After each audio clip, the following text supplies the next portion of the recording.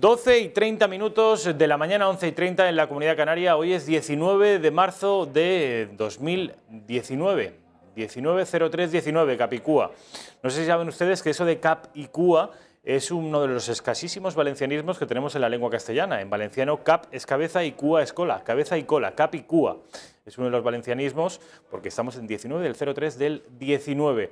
Hoy es el Día del Padre, de manera que mis felicitaciones a todos los papás que haya en estos momentos viendo esta redacción abierta de Intereconomía y también a todos los Josés, a todos los Pepes. Sean ustedes felicitados por esta casa de Intereconomía. Como les digo, hoy es 19 de marzo, hoy es un día en el que martes se ha reanudado el juicio a los golpistas en el Tribunal Supremo. Vamos a hablar de ello. Hoy es un día en el que vamos a hablar de diferentes asuntos. Saben ustedes que lo nuclear, lo principal de este programa es la política, la actualidad política, pero saben que a mí no solo de política vive el hombre, a mí me gusta hablar de muchos otros temas. Y el primer bloque, la primera media hora, 35 minutos, vamos a hablar de misterio. Saben ustedes que los martes toca, a esta primera hora, de 12:30 a la 1 aproximadamente, toca el Centinela del Misterio. Vamos a estar, me va a acompañar como siempre el propio Centinela, Carlos Bustos, pero por fin vamos a tener en este plató a la grandísima Mercedes Valdeón. Tanto tiempo escuchando hablar de ella, Carlos Bustos hablando de Mercedes Valdeón para arriba, Mercedes Valdeón para abajo, pues la vamos a tener aquí, en este plató.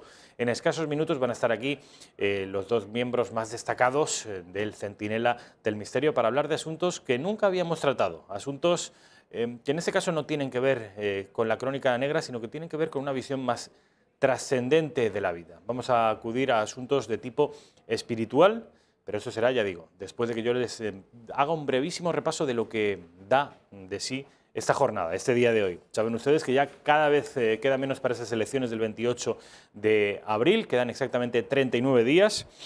Hoy, como les decía, es la 17ª jornada del juicio a los golpistas, el juicio del procés, que inicia, como les decía, una nueva semana con las declaraciones de un ex alto cargo de Hacienda y también de los guardias civiles que participaron en los registros del 20 de septiembre. Ya saben ustedes, aquella jornada aciaga de la Consellería de Economía en Barcelona, en la que la delegación de Hacienda, escoltada por algunos miembros de la Policía y de la Guardia Civil, fueron sitiados durante casi 14 horas en Barcelona. Es uno de los asuntos que también se juzga en este juicio a los golpistas. También se están analizando a día de hoy, en estos momentos, en el Tribunal Supremo, los correos electrónicos de varios acusados. Todo ello en el Tribunal Supremo. Conectaremos con el Tribunal Supremo a lo largo de estas 2 horas de redacción abierta de la mañana. Esto con respecto del juicio, como les digo, a los golpistas. Quiero que sepan también que hoy la Junta Electoral Central ha vuelto a dar un nuevo plazo al Gobierno de la Generalitat. Están viendo ustedes ahí a Joaquim Torra, que se negó la semana pasada a retirar la propaganda independentista, las esteladas, los lazos amarillos de las fachadas de los edificios públicos que dependen de la Generalitat. Bueno, pues la Junta Electoral Central ha vuelto a darle 24 horas más para que esta vez sí, y bajo la amenaza de que sea, acusado de desobedecer a los tribunales, Quim Torra pueda retirar esos lazos amarillos que están viendo ustedes allí y que entiende la Junta Electoral Central, que es propaganda inasumible con un periodo preelectoral como en el que estamos. Esto, dice la Junta Electoral Central, contraviene cualquier medida de neutralidad ideológica en los edificios públicos. Cuando acabe el día de hoy se habrá cumplido esas 24 horas y si la Generalitat de Cataluña no ha retirado toda esos elementos visuales de los edificios públicos, pues Quim Torra tiene bastantes papeletas de ser inhabilitado. Ojo, poca broma porque entramos en una nueva fase, en un nuevo momento de rebelión de las instituciones catalanas, como esto no se revierta en las próximas horas. Vamos a tener, como les digo, invitados que nos ayudarán a entender lo que está ocurriendo a día de hoy. Vamos a tener a Alfredo Fernández, abogado y analista político, que nos va a acompañar con una serie de encuestas que él mismo ha analizado y unos resultados inéditos que él con ha sacado sus propias conclusiones y vamos a verlos aquí porque hay algunas novedades respecto a las encuestas que venimos leyendo y consumiendo durante los últimos días. Ya les digo, no se pierdan a Alfredo Fernández dentro de muy poquito. Vamos a tener también al director de orquesta Edgar Martín, que ha venido aquí en muchas ocasiones para hablar de Vivaldi. Ya saben ustedes, no solo las 4 estaciones, sino hay mucho más en el compositor italiano. También, por supuesto, nuestro compañero y amigo periodista Xavier Cajo para hablar de economía, Miguel Gutiérrez Pérez para hablar de política. Y a primera hora, es decir, ahora, a las 12:35, son las 12:35, directísimo desde Intereconomía, estamos ya en presencia de Carlos Bustos y Mercedes Valdeón. Le pido a mi compañera Raquel que ahora sí abra el plano para presentarles a estos dos amigos del misterio, a estos dos centinelas del misterio que tienen hoy el honor en realidad es mío, de acompañarnos. Mercedes Valdeón, ¿qué tal? ¿Cómo estás? Encantada de estar aquí contigo y el honor es nuestro también, por supuesto. Es un honor como mínimo compartido. Es un placer que estés aquí, Mercedes Valdeón. Carlos Bustos, ¿qué tal? ¿Cómo estás? Estupendo. Un placer como que estés aquí, como siempre. Fenomenal. Te veo con un estilo de corrupción en Miami total, muy bien. Decirte que te queda fenomenal. Te lo agradezco muchísimo. Te queda fenomenal, rejuvenecido. Pues también, eso te lo agradezco todavía. Y con más. unas lupas, como dirían ahora los millennials, muy modernas. Hace muchísimo daño estos focos. Sí, y dentro de bien poquito empezarán a dar mucho calor. Ahora se agradece casi por las temperaturas que tenemos, pero te lo digo yo, bueno, y tú ya lo has sufrido, que a medida que empiece el mes de abril, mayo, estos focos serán insufribles y no sé yo cómo esta chaqueta y esta corbata lo seguiré llevando. En fin, si desde arriba me obligan, pues no habrá más remedio, pero si de lo que mí dependa vamos a procurar, iremos procurando quitarnos ropa. Bueno, Carlos Bustos, Mercedes Valdeón, Mercedes, Carlos, ¿de qué nos vais a hablar hoy? Yo decía a los espectadores que hoy abordamos un asunto de trascendencia, en el sentido de que no se trata de muchos de los aspectos que vamos a tratar de la realidad material que tocamos, sino de asuntos que dan un poquito más de miedo. Pues Rafa, evidentemente, y quién mejor que Mercedes para explicarlo. ¿Sabes lo que pasa? Bueno, en primer lugar, ¿me dejas que mande todo mi amor a mi hija? Hombre, solo faltaría, Helen, por supuesto. Hoy es el Día del Padre y ella sabe perfectamente que casi todo lo que soy el día a día es por ella, por seguir sus pasos, y de verdad que es mi guía. Y te digo una cosa más, están bien lo de los pepes, pero también las pepas, ¿vale? Que te has quedado ahí. Sí. Pues bueno. Y lo que te faltaba, ¿verdad? Micromachismo al canto, seguro que alguien me dice algo. Bueno, vaya por Dios. Bueno, dicho esto, los viajes astrales, los viajes en el tiempo, las experiencias cercanas a la muerte, los visitantes de dormitorio, los sueños son o simplemente hay algo más detrás. ¿Cuál es el problema? Que todo el mundo sepa y que dé por hecho, porque ya me harto de decirlo en mis programas, en nuestros programas de radio, que de la única persona que me fío para temas esotéricos es de Mercedes Valdeón. Cuando yo digo que es mi bruja y la única bruja en la que confío, lo digo de verdad. No se me olvidará aquel programa que hicimos, que ella no estaba, por cierto, porque estaba Pachucha, sobre temas relacionados con el esoterismo y sobre temas relacionados con la adivinación, que para documentarme fui a 14 adivinos, por llamarlos de alguna manera, y ninguno dio ni uno. Ni uno dio ni una.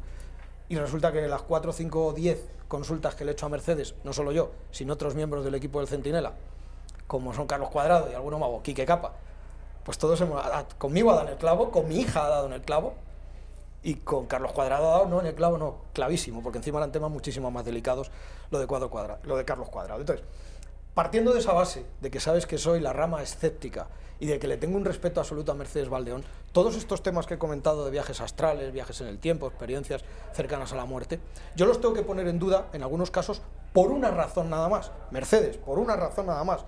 Rafa y queridos televidentes, es que hay mucho golfo, es que hay mucho fraude. Es verdad. Es que en los tiempos que corren, es que yo no he visto a tanta gente haciendo psicofonías y haciendo investigaciones paranormales en el año 2018 y 2019 y que salgan todas.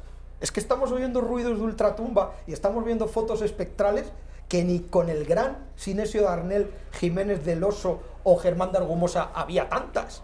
Maldita sea. Entonces, eso está dando una dirección, nos está haciendo tomar una dirección a los periodistas del misterio que tiramos un poco por la rama, si no lo veo no lo creo, que todo lo que cuenta Mercedes que en muchos casos tienen vértices de ciencia, fíjate lo que te voy a decir, de ciencia, oculta o no oculta, pero de ciencia o de paraciencia, tengamos que ponerlo en duda, debido a estos gente que, pues eso, que quieren hacer el agosto y que son fraudes, Rafa.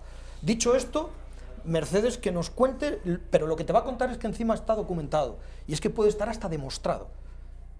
Antes de que me cuentes, Mercedes, me gustaría, para que los espectadores te conocieran, porque a Carlos Bustos lo conocen de sobra, casi tanto como a mí, pero tú es la primera vez que vienes. ¿Por qué dice Carlos que los asuntos que te ha ido a ti a consultar siempre lo has clavado? Siempre las orientaciones que le has dado tienen mucho que ver con lo que en realidad es. ¿Tienes algún tipo de sensibilidad?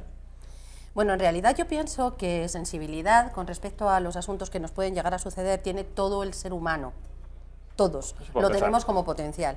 Lo que pasa es que quizá unos lo tenemos más desarrollado que otros, como la facilidad con los números o la facilidad con las letras. Pero es un potencial humano, es la intuición. Y la intuición viene por vía divina, pero también se puede llegar a desarrollar de una forma, digamos, controlada. Y yo lo único que hago cuando alguien me consulta algo es intentar actuar como resonador. Y bueno, pues tengo la fortuna, no sé si decir la fortuna o la sensibilidad de conseguir acertar.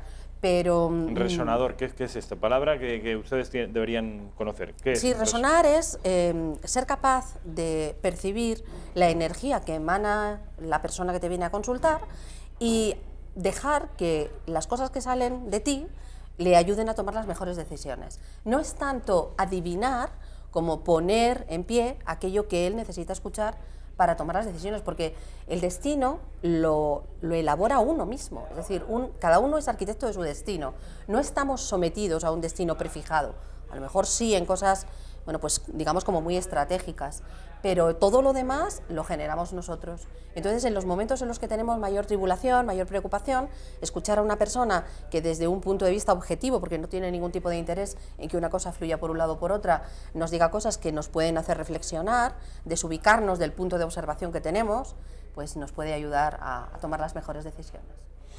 Bueno, vamos ya así a entrar en materia. Carlos, ¿qué es lo que nos tenéis preparado para el día de hoy? Que yo tengo mucha expectación. A ver. Bueno, pues como dice Mercedes, son muchos los seres humanos que nos quedamos dormidos.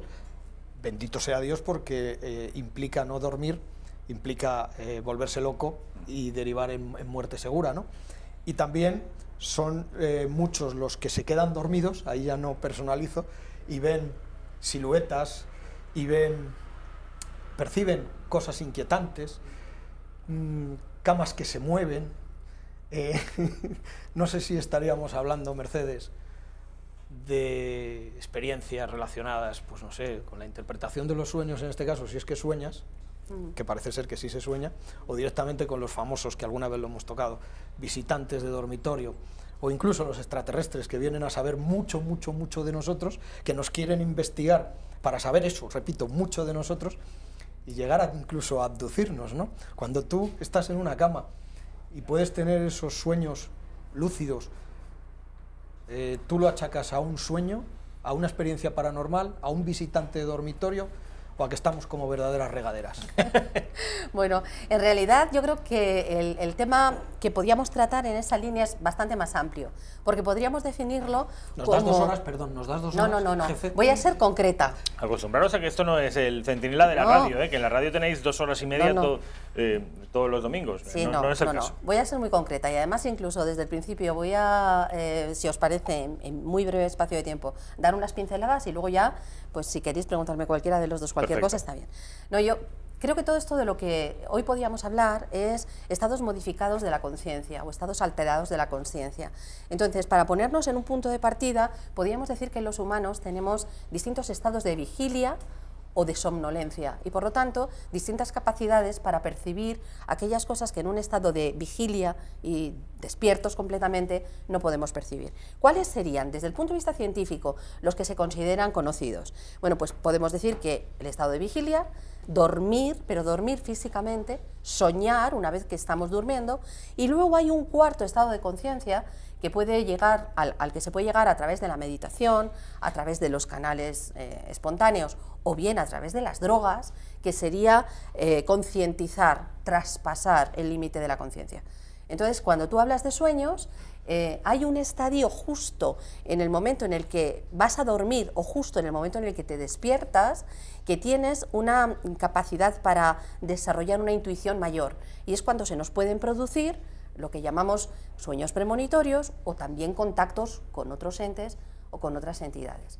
Si buscamos, por ejemplo, un trance, y en ese trance lo conseguimos a través de la meditación, como podrían hacer, por ejemplo, los budistas, lo que llaman el despertar, pues nos podemos encontrar con figuras tan mágicas y curiosas y tan contrapuestas como pueden darse contactos con entes o con espíritus que puedan determinar que lleguemos a un éxtasis divino, como pueden haber tenido pues Santa Teresa o el propio San Agustín, que decía que le llegaban por la comunicación súbita mensajes intelectuales plenos, ¿no?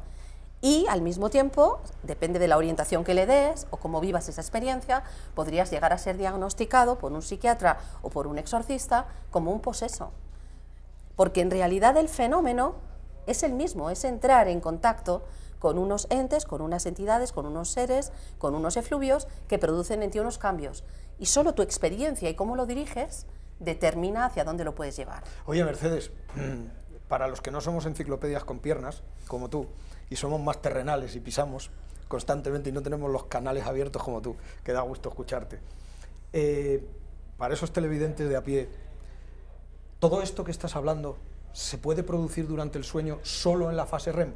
Primero, todo lo que estamos hablando de sueños premonitorios, etcétera, etcétera, incluso algunas posesiones demoníacas o divinas, ¿no? Porque yo tengo mis dudas, Santa Teresa tuvo posesiones demoníacas o tuvo posesiones divinas, o ambas, aparte de los orgasmos esotéricos también. Pero se producen en la fase REM porque me gustaría que explicaras, sobre todo a los legos como yo, qué es eso de la como tú también, sí, qué es eso de la fase REM y por qué es la madre de todos los sueños, donde radica absolutamente todo lo que hemos pensado, lo que hemos llegado a pensar cuando despertamos. Bueno, en realidad, si nos llevamos la experiencia de los sueños al terreno biológico, tenemos que decir que, al igual que de la mente humana, científicamente demostrado hay poco. Quiero decir que se sabe que hay, por las mediciones de los impulsos cerebrales mientras estamos durmiendo, fases más activas y fases más pasivas en la propia experiencia física, fisiológica del sueño. Pero luego la experiencia mística, aunque por, digamos, las señales que nos dan las máquinas, podría determinarse que es más posible que se dé en un momento o en otro, no tiene por qué darse. La experiencia, por ejemplo, a través de redes de sueños, cuando tenemos experiencias, porque distintos soñadores nos ponemos de acuerdo para intentar, bueno, pues alcanzar una meta en común, ¿no?, lo que llamamos redes de soñadores, no tiene por qué producirse en una fase o en otra, biológicamente hablando. El mensaje te puede llegar en cualquier momento.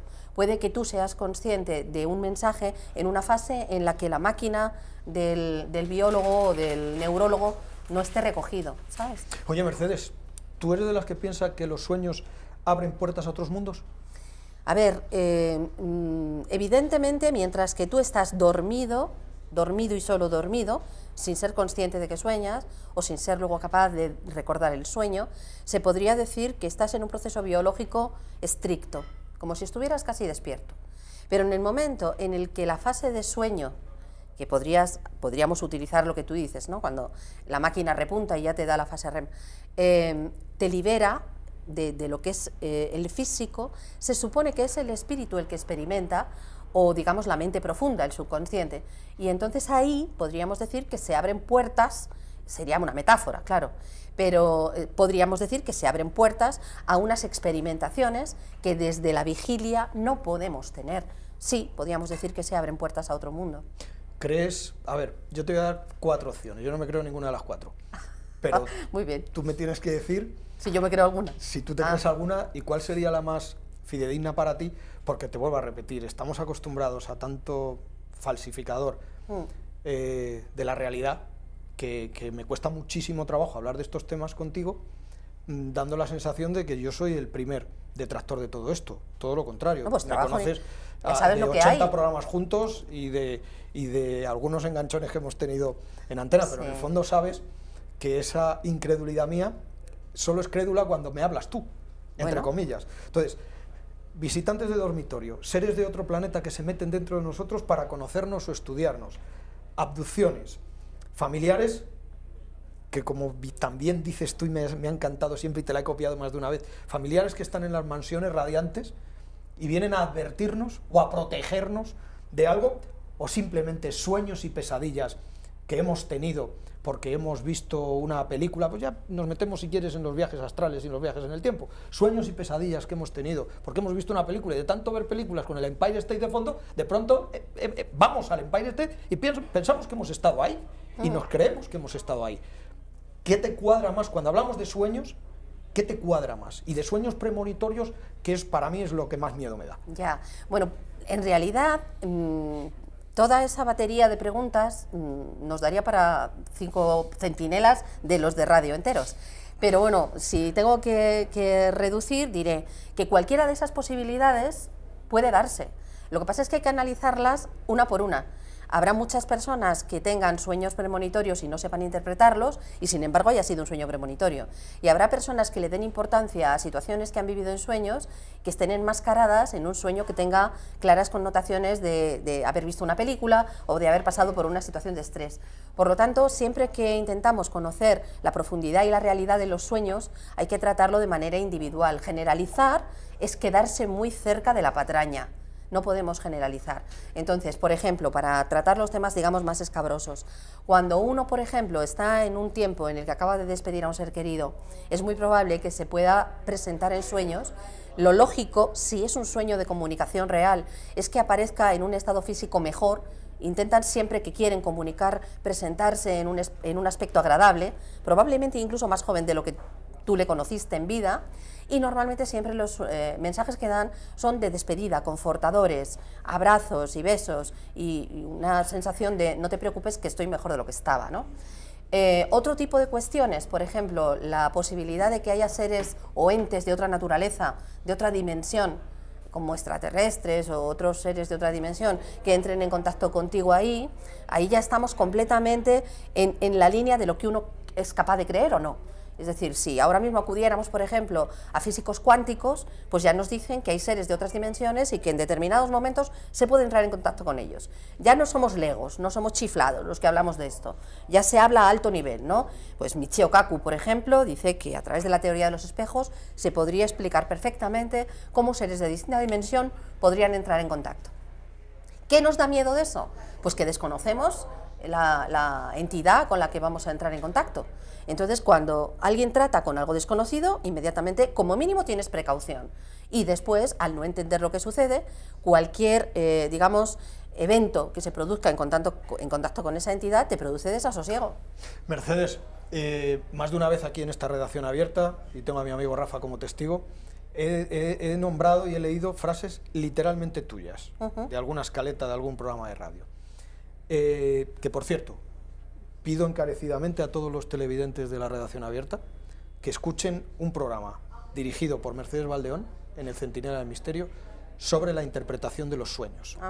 La planteamos consultas de los oyentes y de los seguidores, que cada vez son más, por doquier. Fue un programa de estos que se pudo ir a 4 horas perfectamente. Te puedo asegurar, y que me quede aquí pajarito, si miento, que de absolutamente todas las interpretaciones de sueño que le planteamos, de gente que llamó al programa o escribía al programa diciendo, he soñado esto, ¿qué significa? Mercedes empezó con nombres y apellidos, dimos nombres y apellidos en el programa, no falló ni una. Después, cuando acabó el programa, yo me volví a poner en contacto, bien por WhatsApp, bien por email, bien por los privados de las redes sociales, con estas personas, no falló ni una, dio la interpretación al sueño acorde a la vida que llevaba esa persona y a los acontecimientos que estaban ocurriendo. Con lo cual, recomiendo ese programa por un lado, y aquí creo que... ¿Cómo pueden buscarlo los espectadores? Entran en la plataforma iVoox o entran en metropolitanradio.es, buscan el Centinela del Misterio Radio, que en este caso fue de radio, y ahí, interpretación de los sueños. Creo que es uno de los mejores programas que hemos hecho en radio, y sobre todo porque ella venía con un halo de decir, bueno, tenía más que perder que ganar. Eso está claro, porque su prestigio lo tiene asegurado. Y con un par sin conocer absolutamente a nadie. Porque yo no te pasé a ti, vamos, habla o calla para siempre. Yo no te siendo paso a vos ti. quien sois, ¿me vas a dar una pista? Efectivamente. Bueno, Entonces, o sea, vamos con el siguiente porque hay muchas cosas de las que hablar y me interesa tanto que quiero que toquemos todas. sí, cuando yo te decía que he leído muchos párrafos y muchas palabras y muchas frases textuales de Mercedes Valdeón, aquí, hoy voy a leer otra, y es: meditar, rezar o sacrificarse son conductas que solemos asociar con los místicos, bien buscando el contacto con los dioses para cumplir al pie de la letra sus mandatos, o bien para negociar con diablos, pactos de poder, éxtasis divinos y posesiones demoníacas. Si yo fuera otro, te diría: ¿cómo te atreves a mezclar esto? ¿Cómo te atreves a soltar esta frase y quedarte tan ancha? Bueno, en realidad no soy yo ni la primera que estudia a los místicos a fondo y los compara con procesos de índole mental, ¿no? Si tú profundizas en los éxtasis de Santa Teresa... ¿Pero incluso a ti no te asusta esta frase tuya? No, no me asusta porque yo cada vez tengo menos miedo a lo desconocido, pero porque entiendo que todos son procesos que ahora no podemos explicar desde nuestra técnica, desde nuestra biología, desde nuestra medicina, pero no es algo fuera de lo que más adelante podamos llegar a explicar. Para mí pueden tener todos estos fenómenos una raíz química en nuestro cerebro que desencadena una serie de acontecimientos que nos permiten ser mucho más humanos de lo que somos. Es como si estuviéramos castrados por algunas situaciones y que con el paso del tiempo, en función de que vayamos potenciando nuestra capacidad y también nuestra técnica, acabaremos teniendo explicación a estos fenómenos. O sea, no es algo que no se pueda llegar a controlar, no es algo que pueda dominarnos hasta hacernos enloquecer, sino que deberíamos canalizarlo de forma adecuada. Y volviendo a lo que me decías, no soy la primera. Recuerdo una serie de conferencias de un psiquiatra con 30 años de experiencia, jefe del servicio de psiquiatría del Hospital de León, Javier Álvarez, en la que hacía este tipo de comparaciones, hablando de Santa Teresa de Jesús en sus éxtasis místicos, o hablando de San Juan de la Cruz, cuando él mismo cuenta cómo interactúa y cómo habla y cómo departe con el diablo y cómo llega a conclusiones, o cuando pues San Agustín decía: he recibido visiones intelectuales puras y no tengo ninguna duda de lo que tengo que hacer, ¿no? Pues todo esto, si tú lo pones en negativo con una persona que en vez de sublimar esos contactos los hace densos y se deja llevar por, digamos, los peores instintos, pues estamos pues en completo desequilibrio, ¿no? La experiencia puede ser la misma, pero la observación y qué es lo que tú quieres hacer con eso es lo que realmente luego determina el final de la situación. No soy yo la única que lo plantea. De la marinera. Los Mercedes, viajes astrales, les damos una explicación, incluso hasta muchas pautas y muchos conceptos, me las puedo llegar a creer, fíjate, porque la astrología, ¿podemos considerar la ciencia? Hombre, la astrología es la madre de la astronomía, con lo cual, en origen, era una ciencia. Hoy en día, si dices que la astrología per se es una ciencia, pues te van a crujir vivo. Pero no podemos dejar de observar que hoy mismo hay un montón de médicos que están siguiendo al pie de la letra influencias astrológicas financiados por universidades como puede ser de primera línea, la de Harvard, ¿no? Entonces, si hoy en día se están tomando en cuenta la influencia de los astros en la biología de los seres vivos, lo podemos llamar astronomía, lo podemos llamar bioastronomía, lo podemos llamar como tú quieras, pero el origen de todo es la astrología, que es la que primero determinó ese posible paralelismo, ¿no? Y en los viajes astrales es que podemos llegar a cosas muy curiosas. Yo quiero que me digas... Porque lo podemos comparar con la bilocación o incluso asociar. Claro. Pero a mí me gustaría que antes de eso y fuéramos de lo general a lo particular, porque antes de hablar de viajes astrales, me gustaría que explicaras, Mercedes, la mayoría de las personas han oído o han escuchado el concepto, pero no saben en qué consiste un viaje astral. Les suena muy parapsicológico o paracientífico, o directamente una mentira, una falsedad, una paja mental de la gente que le gusta estos temas. ¿Qué es, teóricamente, un viaje astral? Y luego nos explicas tus interpretaciones. Vale, bueno, se supone que un viaje astral es cuando, en un estado de vigilia o trance, o en el duerme-vela, que se puede producir entre el despertar y el dormir, un humano es capaz de proyectar su espíritu a otro lugar. puede que sea en un estado etéreo, es decir, lo que se proyecta es el espíritu y es lo que se llama viaje astral, o puede que en algunos casos ese espíritu se corporeice y aparezca ese ser en otro lugar, físicamente. Y además estamos hablando de cosas, de cuestiones... La Dama Azul de Javier Sierra. Por ejemplo, sí, pero la Dama Azul está basada en un personaje histórico y hay una documentación previa, pero no solo está Sor María Jesús de Ágreda, por ejemplo, que es la Dama Azul, sino, por ejemplo, el propio Vaticano considera que los viajes astrales son uno de los milagros básicos para reconocer la santidad.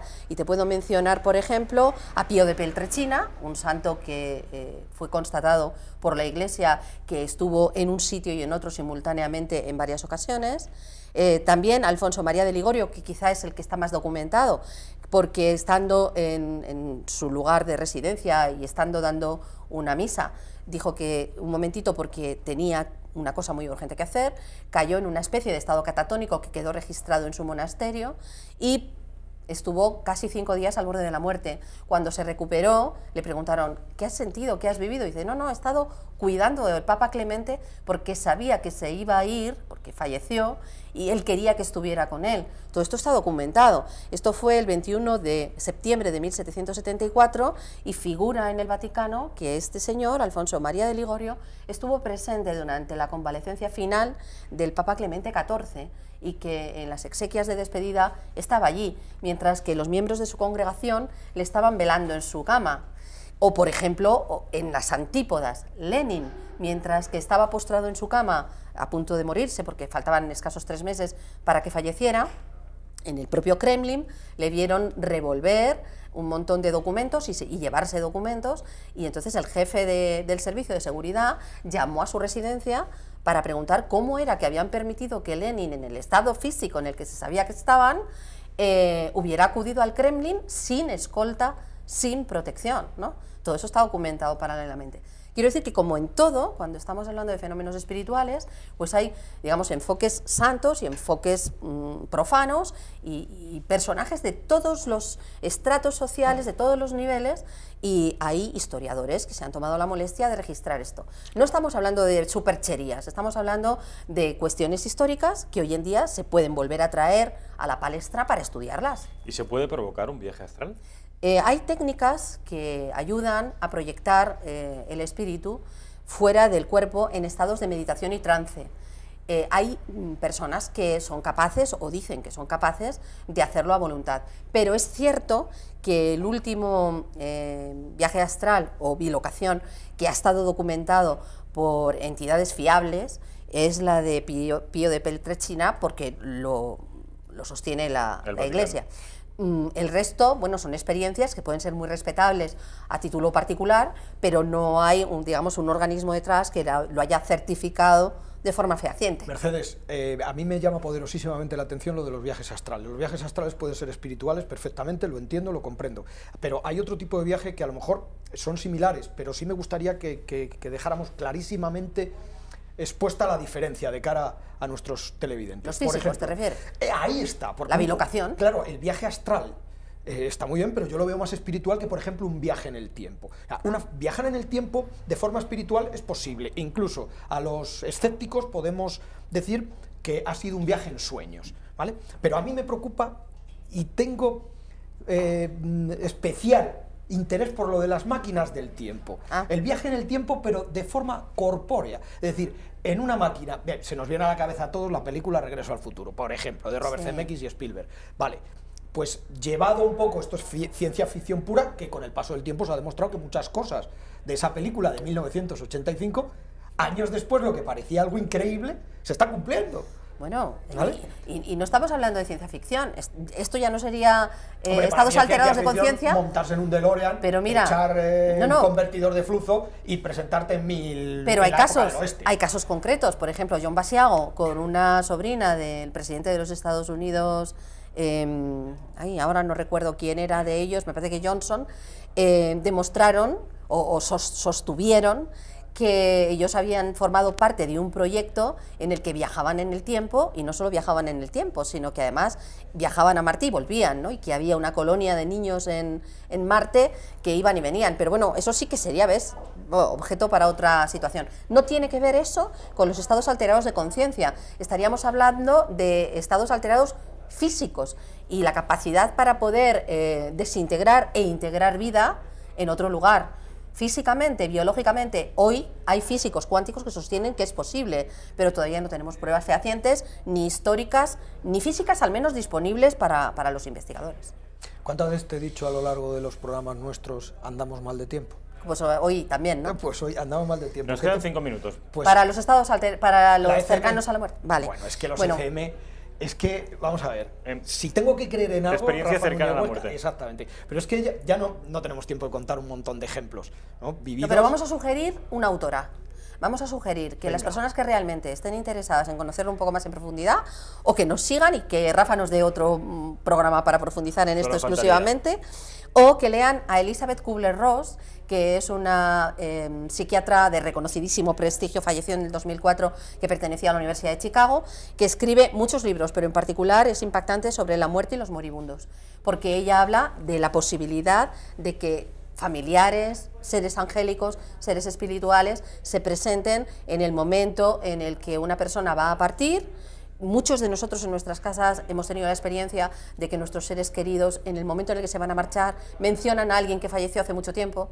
Uy, fulanito o menganito, o te confunden con alguien de su niñez, es porque ya están abriendo la puerta para marcharse y esos espíritus angélicos vienen a buscarte. Y eso es lo que recoge esta psiquiatra, también de reconocido prestigio, como cuando hemos estado hablando de los estados místicos alterados de conciencia de Javier Álvarez. Elizabeth Kubler-Ross, sobre la muerte y los moribundos. Querida Mercedes, efectivamente le cogemos la palabra a Rafa de que vendremos a hacer un programa especialmente sobre las ECM, las experiencias cercanas a la muerte. Pero a modo de avanzadilla, para no dejar solo con Kubler-Ross a nuestros televidentes, el famoso túnel La Luz Blanca, médicos que dicen que ven segundos y minutos incluso antes de morir cómo el alma abandona el cuerpo, médicos... Sí. Y médicos de reconocido prestigio, que por supuesto no te voy a decir qué nombres, una es amiga tuya, es jefa de un servicio de urgencia. De un servicio de urgencia de un importante hospital. Y la famosa monja que todos ven antes de morir. Una monja, los médicos sorprendentemente que saben cuándo va a morir alguien porque ven postrados en su cama al enfermo y ven cómo, yo no sé si el halo, el espíritu, el alma, no sabría cómo denominarlo. El desdoblamiento del alma. Ella lo define como el desdoblamiento del alma. Así de médicos. O sea, vamos a ver. Que un pirao como Tristram Baker, de estos que hacen, o como Sisto Paz, quieran inventar cosas para llamar la atención en plan sensacionalista, todo eso lo podemos entender y queda desterrado. Y ya le hemos dedicado demasiado tiempo a Sisto Paz y a Tristram Baker. Pero, por ejemplo, un médico, un licenciado en medicina, un jefe de cardiología de uno de los hospitales más importantes de España, que cuente que ha visto, que él ve cómo sus pacientes se desdoblan. O el famoso túnel con la luz blanca. ¿Qué hay de verdad en todo eso? Concretamente, esta mujer, que además es muy investigadora, muy consciente de que ella tiene... Hablas de la médico... Sí, es jefe de un servicio de urgencia de un hospital de mucho prestigio en España. Entonces ella, cuando tiene que entrar, y corresponde al servicio de cardiología, cuando ella tiene que entrar a operar, sabe en un momento determinado de la operación si va a poder salvar al paciente o no.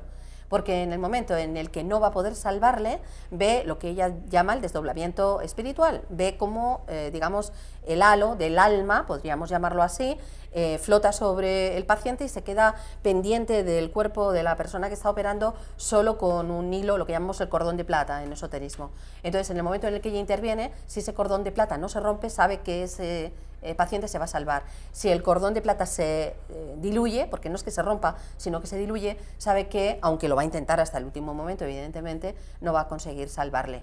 Esta mujer, esta científica, esta médico, no se atreve a decirlo públicamente? No se atreve a decirlo públicamente hasta que se jubile. Pues es parecido al caso del doctor Josep María Casals, que fue durante muchísimos años el jefe del servicio de cardiología y de trasplantes de la Quirón en Barcelona y que tuvo que esperar a jubilarse, o como Javier Álvarez, para decir que todos los trasplantes que él había hecho a lo largo de su vida los había estudiado y documentado, y absolutamente todos los receptores tenían recuerdos vívidos y recuerdos de sus donantes. Hasta que no se jubilan, no lo pueden reconocer. Imagínate que te trasplantan un hígado, te trasplantan un riñón y tú empiezas a tener como pases de películas, como pases de fotogramas. ¿Quién dijo de esto la en la tele y se le echaron encima? ¿Perdón? ¿Quién dijo esto en la tele y se le echaron encima? La mujer de Carlos Herrera, ¿cómo se llama? Sí, Mariló Montero. Que la despedazaron. Pero es el más importante, que lo ha reconocido y de más prestigio.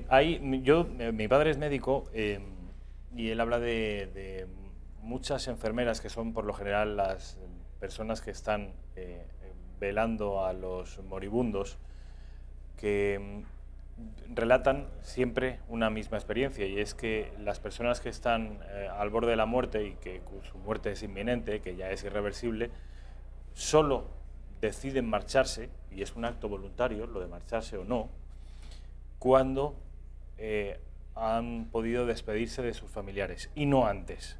Y esto lo hablan, parecen las enfermeras en los hospitales con total naturalidad. Esto es así. Sí, sí. Está muerto, no es que no sabemos cuándo se va a morir. Sí, sí sabemos cuándo se va a morir. Cuando se despida, no antes. Cuando no se despida, cuando le abracen, le besen, sus padres, sus hijos, sus nietos, solo en ese momento. Se da permiso a marcharse. Sí. Esto se me ponen los pelos de punta. A mí me ha pasado con mi padre. Mi padre estaba clínicamente muerto y una doctora le dijo a la cuidadora, y me joroba hablar de esto precisamente en el Día del Padre porque yo le adoraba, y me llamó y me dijo: Carlos, tienes que venir porque tu padre no se va a ir hasta que tú no llegues. Fíjate. Me lo ha dicho la doctora y te lo digo yo, que he sido su cuidadora durante 5 años. Esto no lo habíamos hablado. No. Y yo me presenté allí y estaba clínicamente muerto, pero yo no sé de dónde sacó un halo de vida y puedo traer a la persona que estaba delante. Rosa Arrue se llama, joder, era la cuidadora, enfermera de mis padres durante muchos años. ¿Y solo en ese momento? Y fue llegar ahí, no sabemos de dónde sacó el último estertor, no sabemos por qué abrió los ojos, no sabemos por qué me miró, no sabemos por qué me extendió la mano y se fue. Hay muchas historias de personal médico que es digna de estudio. No se atreven a decirlo, como tú muy bien decías antes, de jubilarse, porque entonces inmediatamente se les recomienda que vaya a ver a Javier Álvarez a psiquiatría y se les diagnostica esquizofrenia, paranoia, en fin, delirios. Por cierto, mi padre, amigo de Mercedes Valdeón, y nunca se conocieron. Sí. Eso me lo explicaréis en otro momento. Ocasión. Hay tantísimo de que hablar y cosas tan interesantes, de verdad, tan interesantes. La próxima vez, y si pudiera ser el martes que viene, yo, vamos, tiraría cohetes, que venga Mercedes, ojalá puedas venir el martes que viene. Hay que centrar el asunto en uno de los temas que hemos tocado, porque hemos pasado de una manera más o menos... Lo ha hecho aposta ella, Ella superficial, claro. pero para luego profundizar. Exactamente. Esto es la presentación, el menú, y luego vamos a disfrutar cada uno de los asuntos de una manera un poco más profunda. Caballeros, ha sido un placer. Un placer. Carlos, Mercedes, ha sido un placer. Gracias. Mil gracias. Yo espero que les haya interesado tanto como a mí, o al menos la mitad, porque si les ha interesado la mitad que a mí, yo me doy por satisfecho. Publicidad, y a la vuelta vamos en asuntos más terrenales, más materiales. Vamos a pasar de las musas al teatro con Alfredo Fernández, con la política, después de la publi.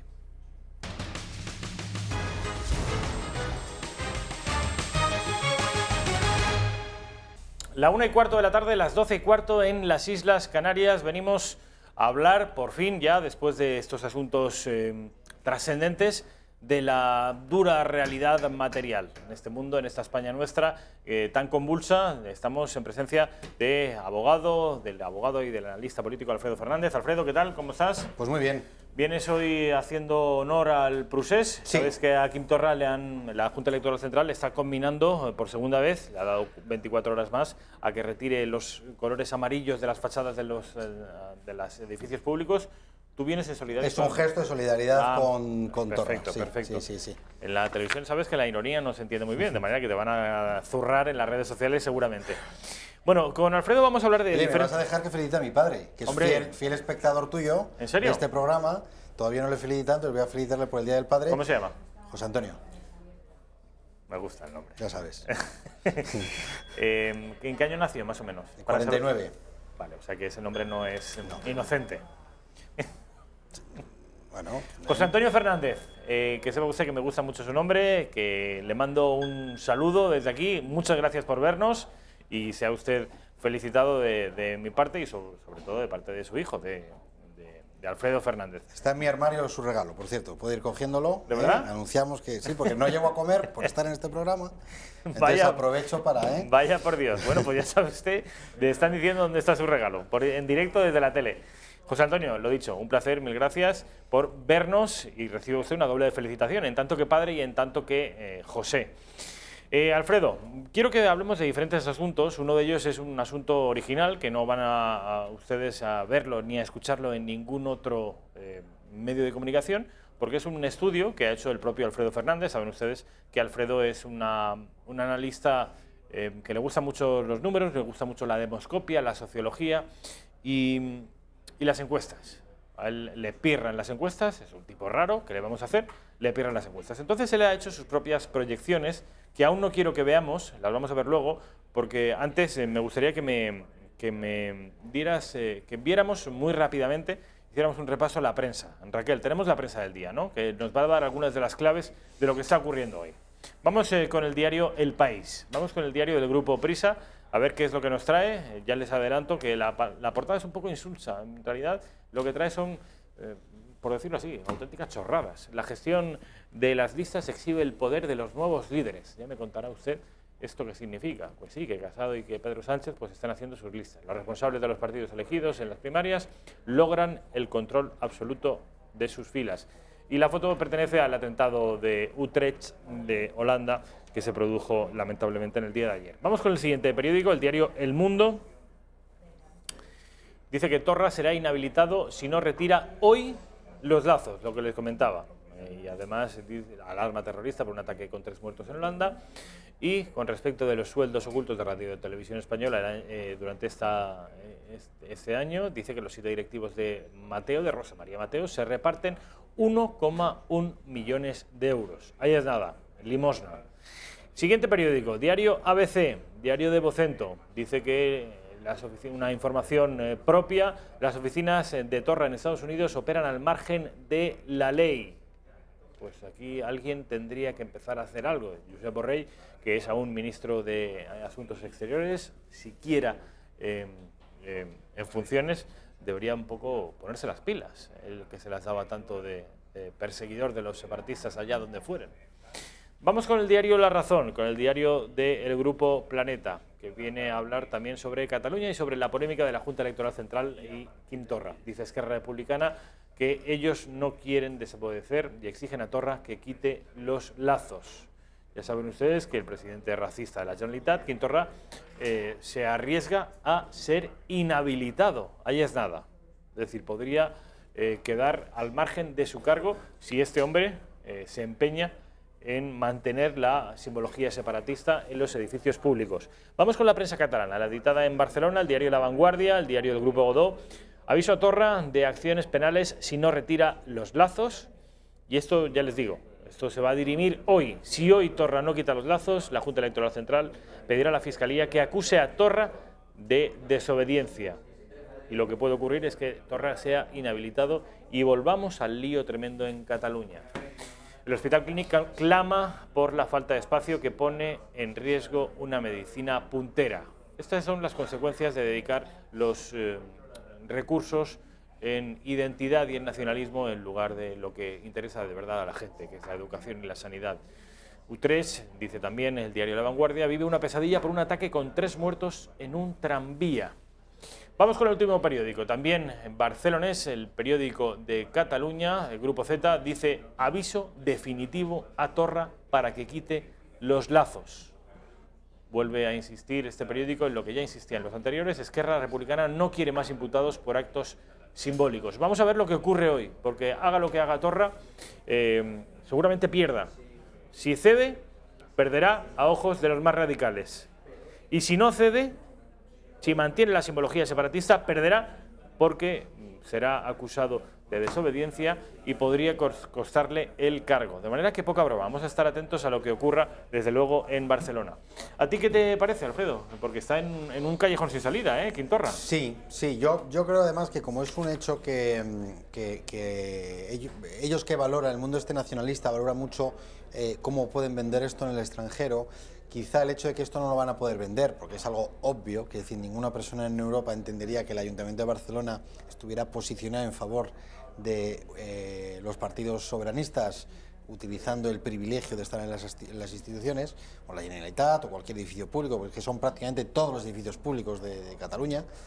Creo que saben perfectamente que a nivel tribunales europeos, incluso a nivel opinión pública europea, es algo obvio. Si hay elecciones en una biblioteca pública, no puede haber lazos en favor de una mitad de candidaturas en detrimento de las otras. Con lo cual, creo que hasta Esquerra Republicana, que hace mucho tiempo, que aparte de que siempre han sido los pata negra, ¿no?, aparte de que siempre nunca han engañado, siempre han sido independentistas, son incluso más coherentes que esta gente de ahora del PDeCAT, que son estos, como los nuevos ricos, pues son los nuevos indepes, ¿no?, que han llegado tarde, ya tienen que hacer ostentación de ello. La fe del converso, que llaman. Pero yo creo que no tiene, o sea, es que raro, yo creo que en este caso está teniendo una posición mucho más sensata. Nos perjudica mucho tener esta situación. Apuesta, son las 13:24. ¿Alfredo Fernández cree que Torra cederá o mantendrá la simbología en los...? Desconozco, yo creo que Torra solo lo va a hacer si Puigdemont le dice que tiene que hacerlo. Con lo cual, dadas las relaciones que al parecer son malas entre Esquerra y Puigdemont, pues podría suceder cualquier cosa. Cuando se trata de una decisión de un enajenado, Veo que te escapas de la pregunta, la voy a responder yo. Me hago la pregunta y la respondo yo. Torra no va a quitar los lazos, no va a quitar nada. Este hombre tiene una misión divina, es un hombre que está absolutamente enajenado y él no va a acceder a nada que le reclame lo que ellos llaman la justicia española. Es mi punto de vista. No sé si viste que ayer tuvimos en Intereconomía, en El Gato al Agua, una entrevista interesantísima con Pablo Casado. ¿Tuviste oportunidad de ver algún trozo? Sí. Quiero que veamos varios cortes, son muy interesantes. Luego iremos con los números que ha hecho Alfredo Fernández y las proyecciones electorales que él mismo ha diseñado. Las vamos a ver, las vamos a desglosar, porque hay algunos asuntos interesantes, sobre todo con respecto a esta narrativa que muchos dicen del miedo que intenta imponer el Partido Popular, una narrativa según la cual votar a Vox prácticamente sería votar a la izquierda. Bueno, vamos a ver qué opinión tiene Alfredo Fernández, porque es muy interesante. Antes, sin embargo, quiero que vean este vídeo de Pablo Casado. Es un fragmento de la entrevista que está disponible ya en YouTube, si ustedes quieren verla. Pablo Casado hablando sobre un asunto que es espinoso, y él ha reconocido que es un asunto que le incomoda, porque él tiene una opinión, pero percibe que la sociedad española tiene una opinión mayoritariamente distinta, incluso también dentro de su partido, el aborto. Creo que soy el líder político que más ha defendido la vida, no en esta legislatura, sino incluso en mi partido, en las últimas décadas. Yo nunca he visto a una persona más comprometida con la defensa de la vida, lo siento, liderando un partido, yo me imagino que habrá muchísimos políticos y muchísimos periodistas, pero que lo haya dicho con tanta claridad, sabiendo incluso que en algunos medios de comunicación no esté, lo van a intentar tergiversar para intentar decir que voy contra derechos de las mujeres o que quiero penalizar algo que ya está consolidado en la legislación desde el año 85, no he visto a nadie que lo haya hecho con tanta valentía como yo. Pues, esto hay que reconocérselo. Es que es cierto, o sea, no se puede negar cuando algo es evidente. Que esto es así. O sea, no solamente él, sino me atrevería a decir él y la generación de los que ha incluido ahora en muchos de los primeros puestos en las listas, son personas que sí se caracterizan por ser de los pocos dirigentes del Partido Popular que han tenido una carga ideológica en este tema y en muchos otros. Podemos hablar de impuestos y sucedería lo mismo, o podríamos hablar de la aplicación del artículo 155 y sucedería lo mismo. Creo que hay que reconocer a Pablo Casado que ha sido muy valiente en todo momento respecto a esos planteamientos. Y yo creo que eso es innegable, o sea, que tiene toda la razón. Otro de los cortes que quiero que he seleccionado de la entrevista, que ya les invito a que la vean completa porque merece la pena, pero yo he seleccionado para este programa algunas píldoras. Una tiene que ver con algo que a mí personalmente cada vez me preocupa más, porque cada vez detecto más y más señales de alarma. La economía. Dice Pablo Casado que aquí el único que no está viendo una recesión que viene es Pedro Sánchez. El problema es que Pedro Sánchez lo que propone contra esa desaceleración que todo el mundo ve. Desde que gobierna Sánchez, Ya hay 20.000 millones de euros más de deuda pública, 83 millones hoy, 83 mañana, todos los días 83 más. ¿Por qué? Porque tiran con pólvora del rey. Pues al final acaban lo mismo, más deuda, más déficit y más paro. Sí. Sucede un poco lo mismo. Lo de la desaceleración, ¿tú también estás empezando a preocuparte, a alarmarte? No, yo de momento no me estoy preocupando porque no tengo razones para ello. Yo creo que es verdad que existen algunos indicadores macroeconómicos de que la situación puede ser haber cierta recesión, pero creo que venimos de una crisis tan grave donde había tantos problemas crediticios, tantos dineros mal invertidos, que creo que, hombre, la economía española ahora, pues si hay una pequeña recesión, no tendrá nada que ver con la que padecimos desde el año 2008 hasta el año 2013. Pero bueno, dicho lo cual, no quiere decir que evidentemente esto tiene incidencia en el empleo y esto tiene incidencia en muchas cosas, y desde luego yo prefiero tener a alguien como Daniel Lacalle, que si no me equivoco va a ser la persona que va a tener Pablo a su lado. Yo prefiero entiendo que si Pablo es presidente del gobierno significa que Vox será su aliado y por tanto tiene unas políticas de contención del gasto público y de responsabilidad a la hora de gastar los dineros públicos. Incluso me atrevería a decir que si entra también Ciudadanos en ese hipotético gobierno, está Garicano, mi paisano, que también es una persona que tiene un mensaje muy claro de reducción de gasto. El que aplauda a sordos en las redes. Sí. Vale. Era por identificarlo. Entonces, siendo todo eso así, evidentemente prefiero a Daniel Lacalle, prefiero a Iván Espinosa Los Monteros, pero también Garicano, ¿no? Digamos que creo que políticas liberales en lo económico. Irían en una línea, sí, pero incluso un liberalismo en la parte especialmente tributaria, ¿no? Que es la que yo creo que hay que contener, es decir, los impuestos tienen que ser más bajos porque en España son excesivos, pero sí es cierto también que bueno, tampoco tenemos que ir a una visión ultraliberal que esa reducción de impuestos significa una reducción de eliminación de determinados gastos que deben seguir cubriéndose desde el Estado, ¿no? Entonces yo creo que hay que hacer algo equilibrado. El último corte que te voy a poner sobre Pablo Casado y que nos va a dar pie al análisis que has preparado, dice Pablo Casado que o hay voto útil, insiste Pablo Casado en el llamado voto útil, o gobernará Sánchez, Podemos y los separatistas. Entonces yo lo que digo simplemente es, ya nos vamos a poner de acuerdo luego, los partidos que defendemos España y la Constitución, pero creo que es bueno, si nos la jugamos tanto como todos estamos de acuerdo que nos la jugamos, que apostemos por quien puede liderar la alternativa a Pedro Sánchez. Claro. A ver. Decir esto es como decir que lo que tenemos que hacer todo el mundo es ver el telediario de Antena 3 y no ver Intereconomía y no ver 13 si queremos que haya un cambio en la opinión pública respecto a la forma de pensar los españoles. Bueno, pues no tiene por qué ser así. Es decir, en cierta medida creo que hay alguna cosa en la que sí tiene razón. Es decir, este mensaje, ayer lo dijo mejor que el fin de semana, porque el fin de semana lo centró especialmente en Vox. Ahora lo ha centrado en Ciudadanos y en Vox, lo cual ya me parece normal, porque el otro sí que era un mensaje absurdo, porque era decir, si estás descontento con el Partido Popular no votes a Vox, pero no digo nada de Ciudadanos, con lo cual dice, bueno, pues entonces votaré a Ciudadanos. Yo creo que es mucho mejor que un desencantado del Partido Popular vote a Vox a que vote a Ciudadanos, porque si vota a Vox no tengo ninguna duda de que vamos a llegar a un acuerdo. Sin embargo, si vota a Ciudadanos, pues no sabemos lo que va a suceder. Yo creo que es desacertado sobre todo porque no es riguroso. Creo que debería haber echado números y haber entendido un poquito lo que está pasando en este país, que es sitios donde va a haber 5 candidaturas y algunos sitios como Madrid donde va a haber 6 candidaturas. Siendo ese el escenario, habiendo un reparto tan grande y tan fragmentado, creo que, y ahora lo iremos viendo datos, creo que precisamente el peor escenario para el Partido Popular, el peor escenario para España es aquel en el que el voto útil hace que se concentre en el Partido Popular. Porque probablemente el Partido Popular saque más de 100 diputados, pero que eso sea a costa de que Vox y que Ciudadanos saquen muchos menos diputados y que por tanto la suma de ambos, de los tres, sea absolutamente insuficiente para poder gobernar. ¿Qué es importante? ¿Que Pablo Casado sea presidente del gobierno o que Pablo Casado saque más de 100 diputados? En mi opinión es el conjunto. Creo que hay muchas provincias, iremos detallando un poco qué provincias sí, qué provincias no. Vamos ya con los 3 escenarios que ha diseñado Alfredo Fernández, el primero de los cuales es la proyección en escaños que hace Alfredo a día de hoy, 19 de marzo de 2019. Este es el primer escenario que nos dibuja Alfredo, el Partido Socialista, Partido Popular, Ciudadanos, Unidos Podemos, Vox y en último lugar la suma hipotética de escaños de las 3 formaciones de centro, centro-derecha y derecha. A ver, cuéntanos. Este escenario está hecho sobre la previsión anterior al mensaje de Pablo Casado, es decir, empecé a hacerlo la semana pasada teniendo en cuenta distintas variables. La primera encuesta de Michavila, antes de que decidiera hacer política con sus encuestas, cuando era riguroso.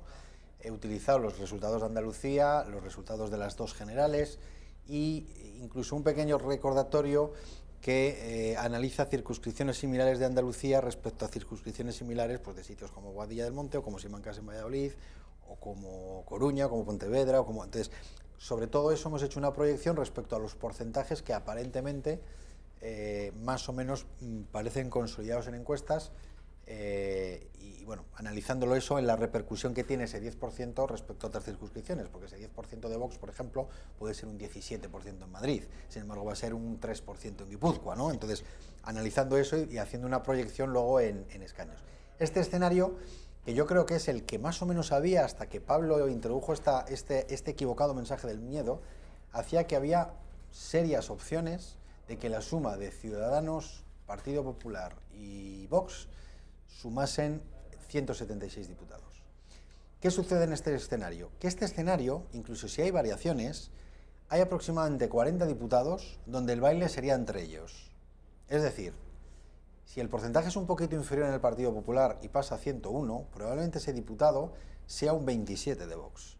Eso puede suceder, por ejemplo, en Ciudad Real, eso puede suceder, por ejemplo, en Valladolid, eso puede suceder, por ejemplo, en Salamanca. Es decir, hay muchas circunscripciones donde ese diputado que perdería el PP iría a Ciudadanos o iría a Vox. Por tanto, realmente para España, no hablo para el Partido Popular, para España no sería negativo para el PP, claro, pero no para España, ¿no? Entonces, creo que en este escenario, que es el que más o menos yo entendía que era el previsible, que son, bueno, pues un porcentaje aproximadamente eso, del 10-50 en el conjunto de España Vox, un 17,5 Ciudadanos y un 21,5 Partido Popular, estaríamos en condiciones de tener una mayoría alternativa a los soberanistas y a la izquierda y extrema izquierda en su conjunto, ¿no? Me llama la atención también lo del Partido Socialista, porque es verdad que muchas encuestas le elevaban a 120, 130. 130 me sale muy difícil. De hecho, creo que hay un escenario que veremos luego, que es el máximo del PSOE, cuando quieran que me salen unos 113. Pues si pasamos al siguiente... ¿El escenario número 2 qué es? El escenario número 2 es la incidencia que tiene... Que tendría... La llamada al voto útil. No. La llamada a que no le hagan caso al mensaje. O sea, esto no tendría efecto el voto útil. Tú has lanzado el mensaje del voto útil, la gente puede hacerte caso o puede no hacerte caso. Si no te hicieran caso, es esto. Que lo que estás haciendo en cierta medida es incentivar el voto, es decir, lo que estarías consiguiendo es el efecto contrario, que más gente votara a Vox porque no te crean este mensaje, porque ojo con los mensajes. Si tú estás diciendo algo, también puedes la gente interpretar cuánto resultado va a sacar Vox para que el PP tenga que mandar el mensaje que ojo con votar a Vox.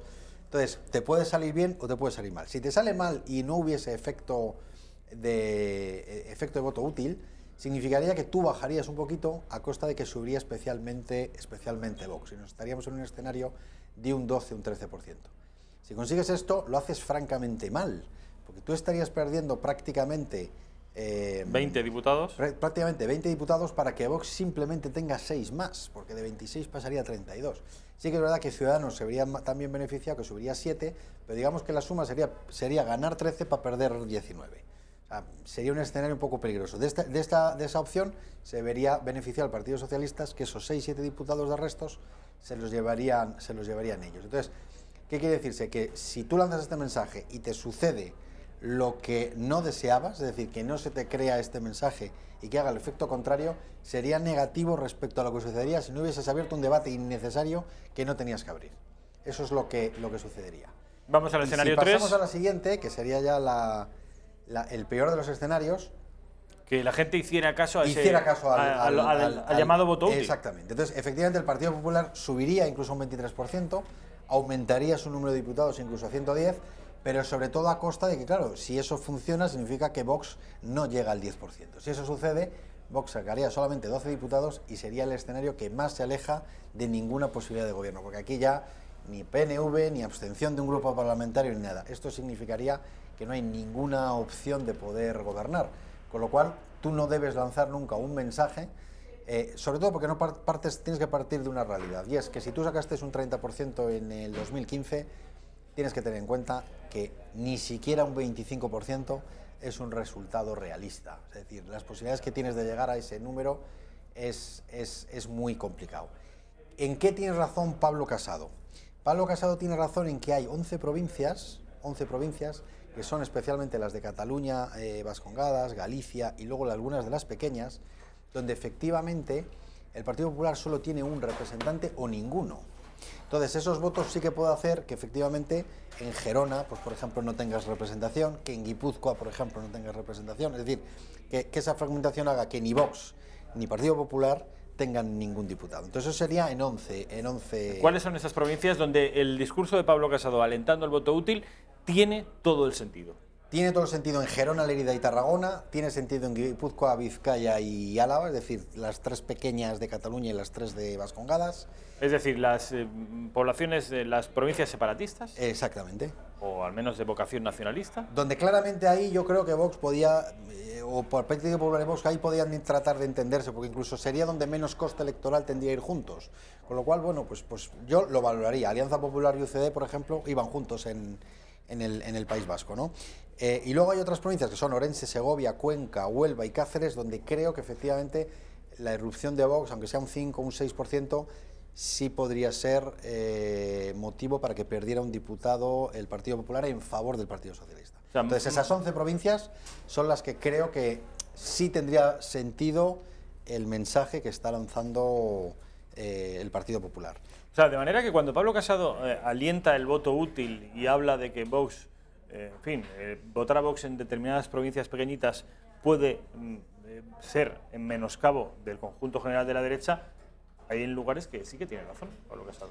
En 11 provincias, pero en el resto no lo tiene. Puso el ejemplo de Ávila, que era su provincia donde él era diputado. Ávila es un ejemplo de que efectivamente el voto útil no está totalmente equivocado. ¿Por qué? Porque el Partido Popular casi triplica al Partido Socialista en votos. El Partido Socialista hoy tiene un diputado. Son 3 los que se eligen en Ávila y tiene 1. Las posibilidades que tiene el Partido Socialista de conseguir 2 son ninguna. No hay ninguna posibilidad. Sin embargo, sí existe la posibilidad de que el Partido Popular mantenga sus 2 diputados y que o bien Ciudadanos o bien Vox, si una parte del electorado va precisamente a Ciudadanos o a Vox, pueda quitar ese diputado al Partido Socialista. Con lo cual se podría dar el caso de tener 3. Otro ejemplo que es muy bueno es Salamanca. Salamanca es una provincia de 4 diputados. En la actualidad el Partido Popular tiene 3 y el Partido Socialista tiene 1. Las posibilidades que hay que el Partido Popular mantenga los 3 son ninguna. No hay ninguna posibilidad de que mantenga los 3. En el mejor de los casos conseguirá mantener 2 diputados. Evidentemente, en el caso de Salamanca, casi te compensa fomentar el voto a Vox, porque lo mejor que puede suceder es que el resultado o el escenario sea 2-1-1, es decir, el conjunto de la derecha mantendría 3 diputados, pero si tú desincentivas el voto a Vox, por mucho que voten al Partido Popular, no va a conseguir el 48% que consiguió. Eso puede suceder también en Valladolid, eso puede suceder, por ejemplo, en Ciudad Real. O sea, estas provincias de 4 o 5 diputados, Burgos, son provincias donde yo creo que el Partido Popular, ese diputado que pierde, no le interesa lanzar el mensaje de que no votes a Vox porque estás dividiendo, porque es mejor precisamente que vaya Vox a que vaya a otros partidos, o que no vaya a ninguno, o que incluso se quede en el Partido Popular, porque lo que está claro es que Vox en casi todas estas provincias va a sacar mínimo un 7, un 8, un 9, un 10, entonces casi interesa que puedan llegar al 13 o al 14% que te da ese diputado. Entonces yo por eso creo que es más un error que un acierto el mensaje del voto útil. La unidad de acción, en mi opinión, debe ser en tener claro cuál es el mensaje de los 3. Los 3 partidos, Ciudadanos, Partido Popular y Vox, tienen que entender que el enemigo es Pedro Sánchez, que el enemigo es Pablo Iglesias, que el enemigo es los separatistas. Y yo creo que de libertad a la gente del mundo del centro derecha que voten la opción que quieran, aun a riesgo de que en algunas provincias efectivamente pueda ser perjudicial. Pero es que hay algunas donde es hasta positivo que se presente Vox. Entre otras en tu provincia, Alicante. Tu provincia, Alicante... ¿Cuántos manda? ¿Cuántos diputados manda? Creo que 11 o... creo que 13 diputados. 11 o 13. Muchos. Entonces son muchos diputados. Es que es la cuarta provincia más poblada de España. Está Madrid, está Barcelona, está Valencia, luego Alicante y Sevilla, que son un empate entre las 2 provincias, que creo que las 2 mandan 13 diputados. Pues fíjate, en Alicante es el ejemplo más claro porque el conjunto de la derecha se está moviendo en una horquilla de 4-3-2. O sea, podrían ser 4 Partido Popular, 3, o sea, digo como máximo, o sea, el 4-3-2 de lo que serían 9 diputados de 13, que sería un resultado espectacular, sería el máximo que pueden estar. ¿Se puede quedar en menos? Sí, pero ¿cuál es el que se puede perder? En mi opinión, el más difícil de conseguir es el 4 del Partido Popular. Es decir, es más fácil que Vox saque 2 a que el Partido Popular saque 4. Luego, si lo que te interesa es el conjunto, yo creo que no hay que debilitar, en que cada cual vote en conciencia lo que considere, y lo importante es que tengan unidad de acción respecto a lo que tienen que hacer al día siguiente de las elecciones, que desde luego es ponerse de acuerdo. Muy interesante análisis, y además que, en fin, vamos a extraerlo de este programa para luego que lo puedan ver ustedes en concreto en YouTube, y después de las elecciones ver cómo ha funcionado, hasta qué punto Alfredo Fernández tenía razón en sus vaticinios. Ya han visto ustedes que esto del voto útil es cierto en 11 provincias de 52. De manera que el mensaje de Pablo Casado es relativo. Un último corte que te quiero poner, también del presidente del Partido Popular, que sigue el hombre empeñado en tener un debate, pero solo. No hace ascos a debatir con los 5 representantes de los partidos nacionales, pero él insiste en que quiere un debate con Pedro Sánchez. Vean.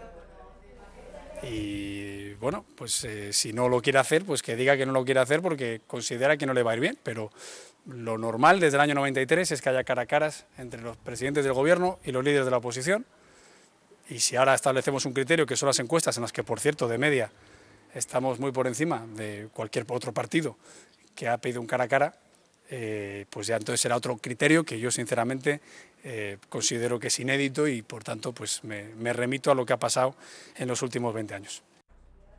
¿Por qué ese interés de Pablo Casado? Claro, tiene toda la lógica el pedirlo, el demandarlo, y siempre con un resultado positivo. Si acepta, bien, porque tendrá un cara a cara que le posiciona como un poco, por así decir, el representante alternativo para poder ser presidente del gobierno, con lo cual sale ganando. Y bien también si no acepta, porque si no acepta podrá explotar toda la campaña de que no ha querido debatir con él, que el presidente es flojo y demás. Con lo cual creo que tanto si acepta como si no acepta, Pablo Casado está haciendo lo que tiene que decir. ¿Qué va a decir Pedro Sánchez? En mi opinión, no aceptar. No sé qué le dirá Iván Redondo. Si yo fuera Iván Redondo, le diría que no aceptara un debate a 2, que solamente aceptara un debate a 5.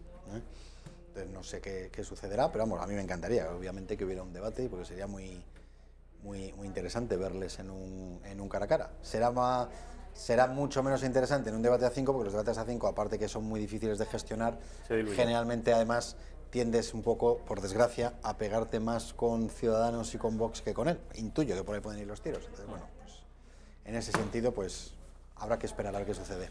Alfredo Fernández, mil gracias, como siempre, ha sido un placer. Gracias por tu trabajo, gracias por este análisis que llevas trabajando en él desde hace un par de semanas, que ustedes han podido ver, han podido disfrutar, y que lo vamos a colgar en las redes sociales, en nuestra cuenta de YouTube, para que ustedes puedan volver a verlo y puedan, en fin, discrepar si ha lugar, o confirmar las tesis de Alfredo Fernández.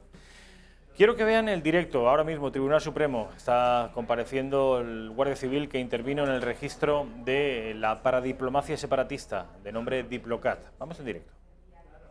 Que eran parlamentarios y exparlamentarios que venían, por los informes que luego se han visto que aparecen, venían a observar, a ser observadores del referéndum. Venían como visitantes, pero su labor era de observación. ¿Encontraron los informes en el registro de Diplocat, encontraron los informes hechos por estos visitantes u observadores internacionales? Sí, se encuentran referencias a informes que ellos realizan una labor de observación en el referéndum. ¿Y lo que encuentran hace referencia a que eran observadores del 1 de octubre o no?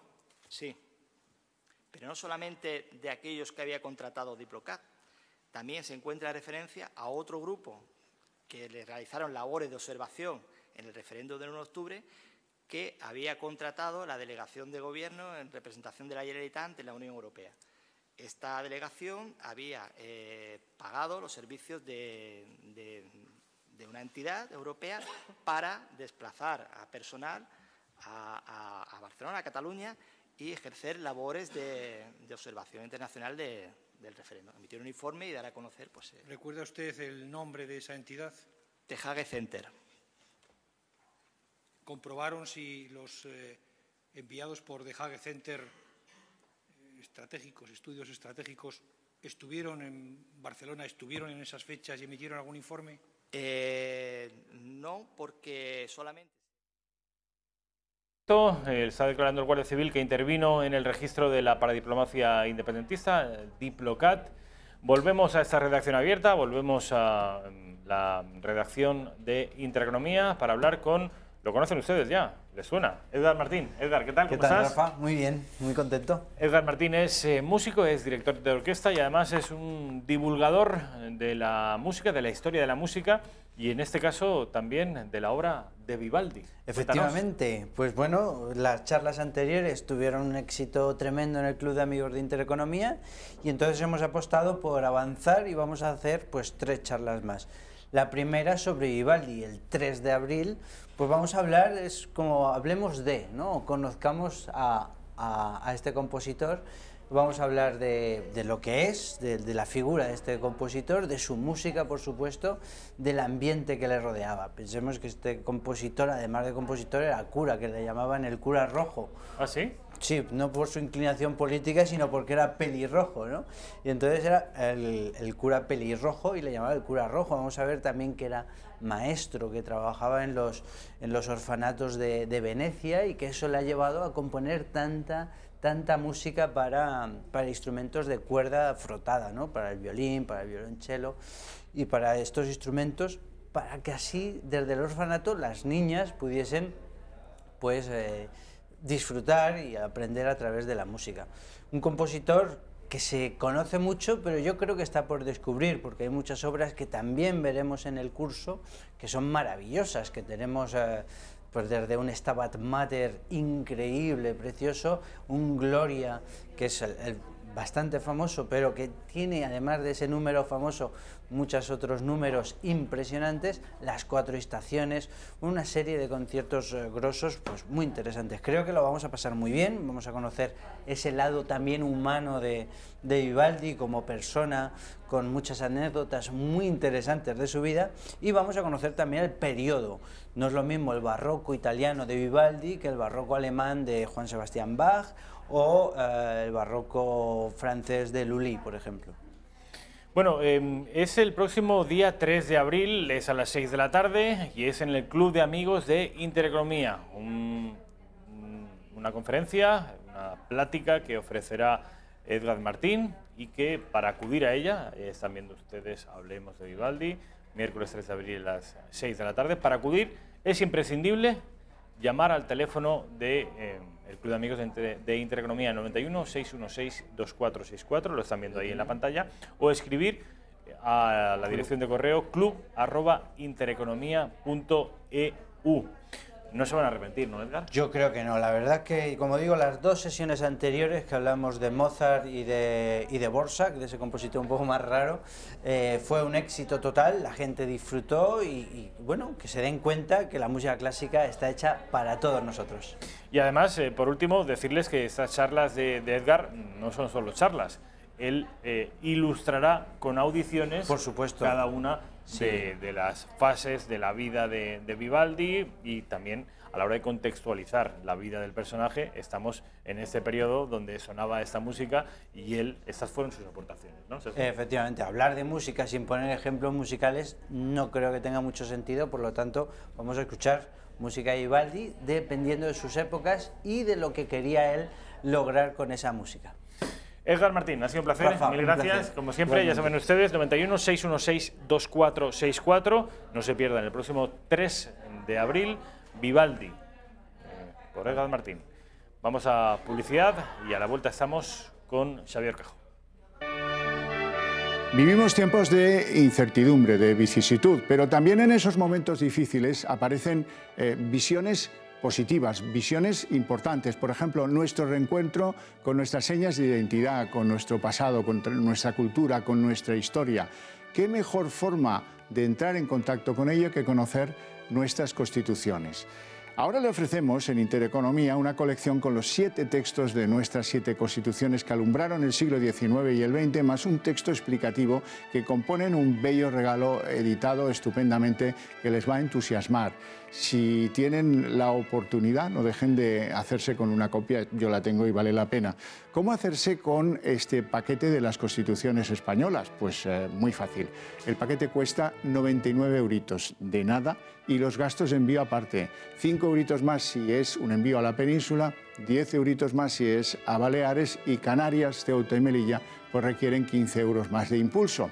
Y recibirán el paquete en 48 horas cómodamente en su domicilio, donde tendrán que pagarlo contra reembolso, como se hacía antes, con dinerito en metálico. ¿Cómo enrolarse para tener estas magníficas constituciones españolas? Pues lo más fácil es el teléfono. Miren, tienen que llamar a ese teléfono que aparece aquí debajo, 91 616 2464, y ahí les pedirán los datos, y lo más fácil. ¿Que lo quieren hacer por correo electrónico? Pues es bastante fácil también. club@intereconomia.eu, y ahí consignan el nombre, la dirección con el distrito postal, no se les vaya a olvidar, un móvil de contacto por si hubiera alguna cosa que necesitáramos aclarar, y ya, y eso queda encargado, y a disfrutar de las constituciones. Aprovechen esta oferta.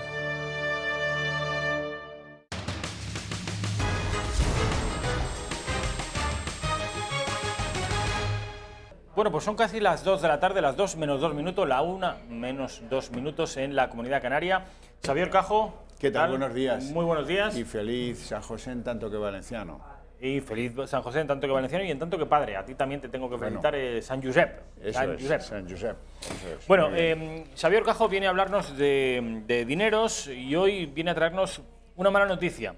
Me decía Xavier Cajo en el correo en el que siempre me sugiere los temas de los que hablar, que está alarmado y que hay que empezar a poner la sirena roja, porque los datos que estamos empezando a obtener no son nada halagüeños. Hablo respecto del horizonte económico que tenemos ya encima. Sí, en buena medida, pues se lo hemos venido anunciando en los últimos meses, ¿no? Pero bueno, ha llegado la certificación de mano de Eurostat, que es quien compone las estadísticas europeas, que son muy fiables y a veces lo hacen hasta bien. Digo a veces lo hacen bien porque hubo un caso de corrupción que usted nos recordará cuando estaba Pedro Solbes, era el comisario que tenía que organizar esto de Eurostat. Se armó una trifulca inmensa porque se llevaban la pasta para hacer las encuestas, pero aparte de eso son buenos haciendo encuestas. Luego alguno habrá que tiene la mano larga, pero eso es otro tema, ¿no? ¿Qué dice Eurostat? Eurostat dice que, dada la situación de la zona euro, que está claramente declinando hacia una desaceleración, en la que Italia ha entrado en recesión, en la que Alemania ha hecho un trimestre que si hubiera hecho un segundo igual, la salvó el GON en diciembre, hizo un crecimiento cero y pues como es cero, si no estaría también en recesión Alemania, tiene un trimestre en negativo y estuvo a punto de que el segundo fuera negativo y se salvó en el último minuto. Bueno, tampoco las cosas van muy bollantes y, en fin, en Francia pues igual. Razón por la que las exportaciones españolas se han resentido y mucho. Eso tiene que ver con el Brexit, tiene que ver con la desaceleración de esa zona euro, de ese mundo euro, que es donde España dirige el 66% de sus exportaciones. Todo eso va pues a Francia, a Italia, a Portugal, a Reino Unido, a Alemania y a Holanda. Y esas son las exportaciones que a mí me preocupan y que me han hecho encender la alerta roja. ¿Por qué? Porque han sido fundamentales para que España creciera en el pasado, porque eran la octava maravilla en un momento en el que la demanda interior pues no tenía fuerza.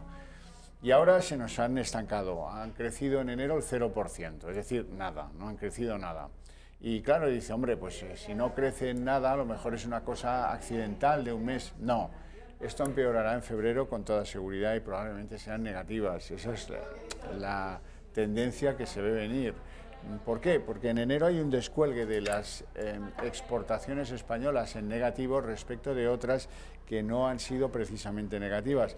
Hablaba yo de Alemania. Pues Alemania, a pesar de sus dificultades, que nadie niega y que son muy gordas, pues crecieron sus exportaciones en un 2%. Y dice, ¿y por qué las españolas no? Porque los alemanes exportan a todo el mundo, exportan a Estados Unidos, a Japón, a China, a cualquier lugar del mundo, sobre todo coches, pero no solo coches. Y en cambio los españoles exportamos también de todo, pero solamente a Europa. Nuestro gran cliente es Europa. Si Europa va mal, a nosotros nos va fatal. Eso podría decirse que explica lo de Alemania. Lo de Francia es más difícil de explicar porque las exportaciones francesas crecieron un 6%, mientras que las españolas crecieron un 0%.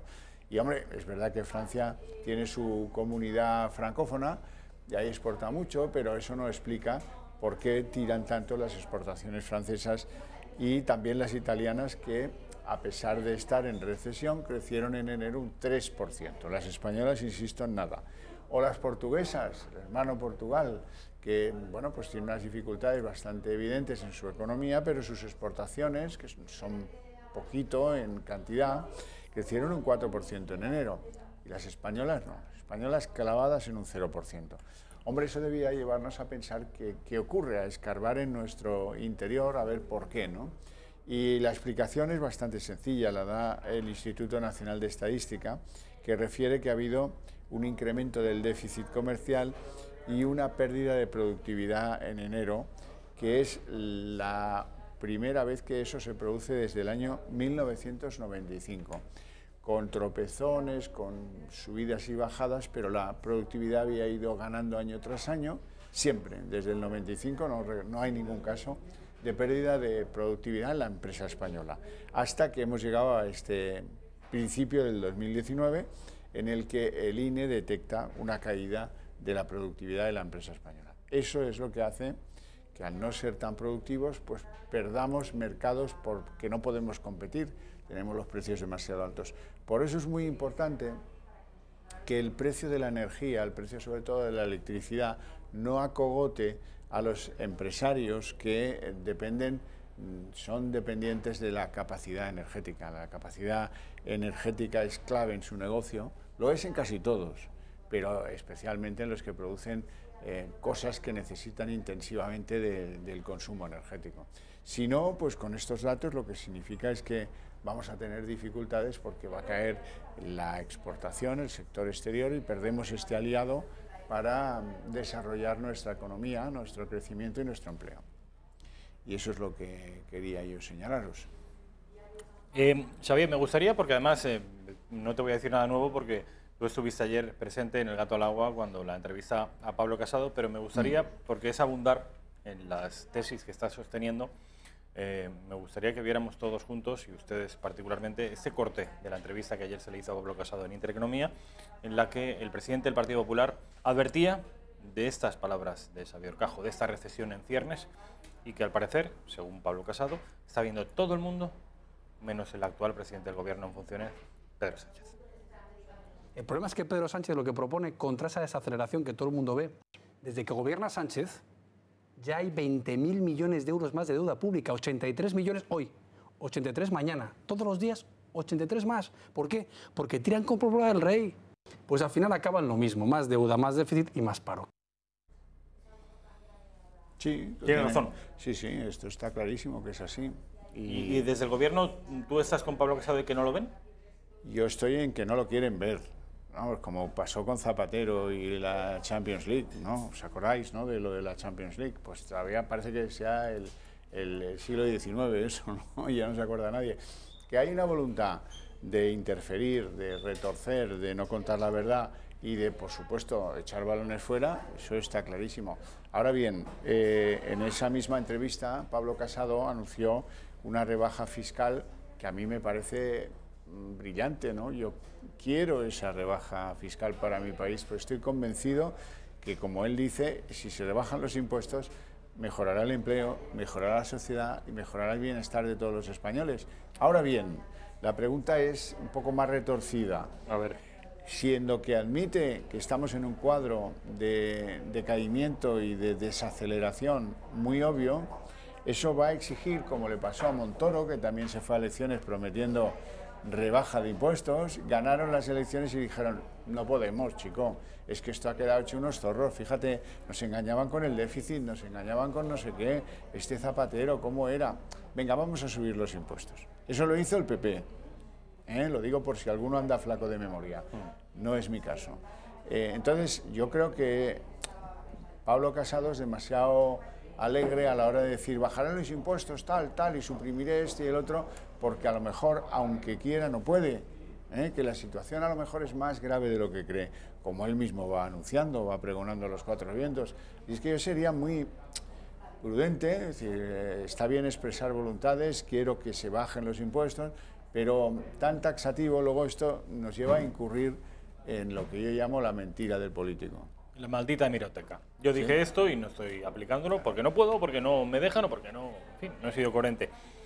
Quiero Xavier, ya sé que es arriesgarte y que nadie me vas a decir que nadie tiene una bola de cristal, pero con los datos que hoy tenemos, ¿tú crees que vamos a entrar Europa y España en particular, que nos interesa, vamos a entrar en una recesión? Y si es así, ¿en cuánto tiempo? Yo creo que sí, que vamos a entrar en una recesión y que dependerá de la solución que le demos al Brexit, que eso dure más o menos tiempo. Si la recesión es... A veces las recesiones ayudan a arreglar cosas, no solo estropean cosas. Si la recesión es grave, pues a lo mejor, y ahora ganamos tiempo con el Brexit, es posible que el Brexit no se produzca. El Brexit es una tragedia, se mire como se mire, porque rompe un mercado que más o menos funcionaba, le trae 75 millones de consumidores y de compradores y de turistas, y los pone en una categoría pues de pagar aranceles las mercancías que negociemos con ellos con nosotros y nosotros con ellos, y con una libra esterlina que valdrá mucho menos y que va a impedir que esos ciudadanos vengan a Denia o a Gandía a pasar su verano. Y dice, bueno, ¿y esto por qué? Porque hay unos chicos que están un poco afectados y que quieren la independencia de Europa. Pues recuerdan muchas cosas a lo que está pasando en mi tierra, ¿no? Y este delirio independentista se impone a la razón, como pasa en Cataluña. Y alguien les dice, oiga, pero van a perder un 8% del PIB, oiga, la City se les va a hacer puñetas, oiga, tengan cuidado, que esto afectará al bienestar de los británicos, que son los que más van a sufrir, ¿eh? Nosotros sufriremos, pero ellos mucho más, claro está. Y dice, bueno, nos da igual, queremos ser independientes. Que no, que queremos ser independientes. Bueno. Pero me da la sensación que estás fiando toda la envergadura de la recesión que pueda venir a cómo gestionamos el Brexit. Tan importante es. El Brexit es muy importante. Hombre, esta es la tercera economía del sistema europeo, la que se va. Es importantísimo. Aunque no estaban incorporados en la moneda europea, pues eso tiene mucho que ver con las incertidumbres que rodean a todo. El que vive en Singapur y tiene que decidir usar euros o no, dice, el lío ese de Europa que no acabo de entender, pero que parece que se quieren ir y tal, ¿serán los únicos en irse? ¿Usted me garantiza, Juncker me garantiza a mí que no pasa nada porque solo se va a Inglaterra? ¿O lo aprovecharán Holanda o Finlandia para irse también? Nadie lo sabe, estamos ante mucha incertidumbre. Que es lo peor, para la economía, efectivamente. Xavier Cajo, un placer. Gracias, ha sido un placer. Vamos a ir a publicidad y a la vuelta de publicidad, inmediatamente después de esta publicidad, vamos a ver a nuestro compañero Kake Minuesa, porque estuvo en la manifestación independentista celebrada en Madrid este pasado fin de semana, llevando el micrófono de Intereconomía y preguntando a los indepes que allí estaban en la plaza de Cibeles, y no se pierden porque algunas de las respuestas que recibe mi compañero Kake Minuesa son para enmarcar.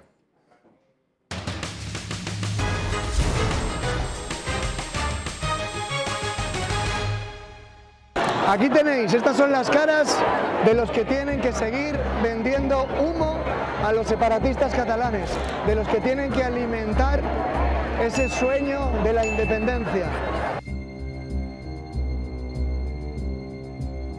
Estamos en la Castellana, en Madrid. Sí, aunque veáis tantas banderas esteladas, hoy vais a escuchar los razonamientos del independentismo, razonamientos surrealistas. Por el derecho de autodeterminación. Exactamente. Bueno, pero ese derecho no lo recoge nadie. ¿Nadie quién? Ninguna constitución en España no se recoge. ¿Y cuál es tu problema?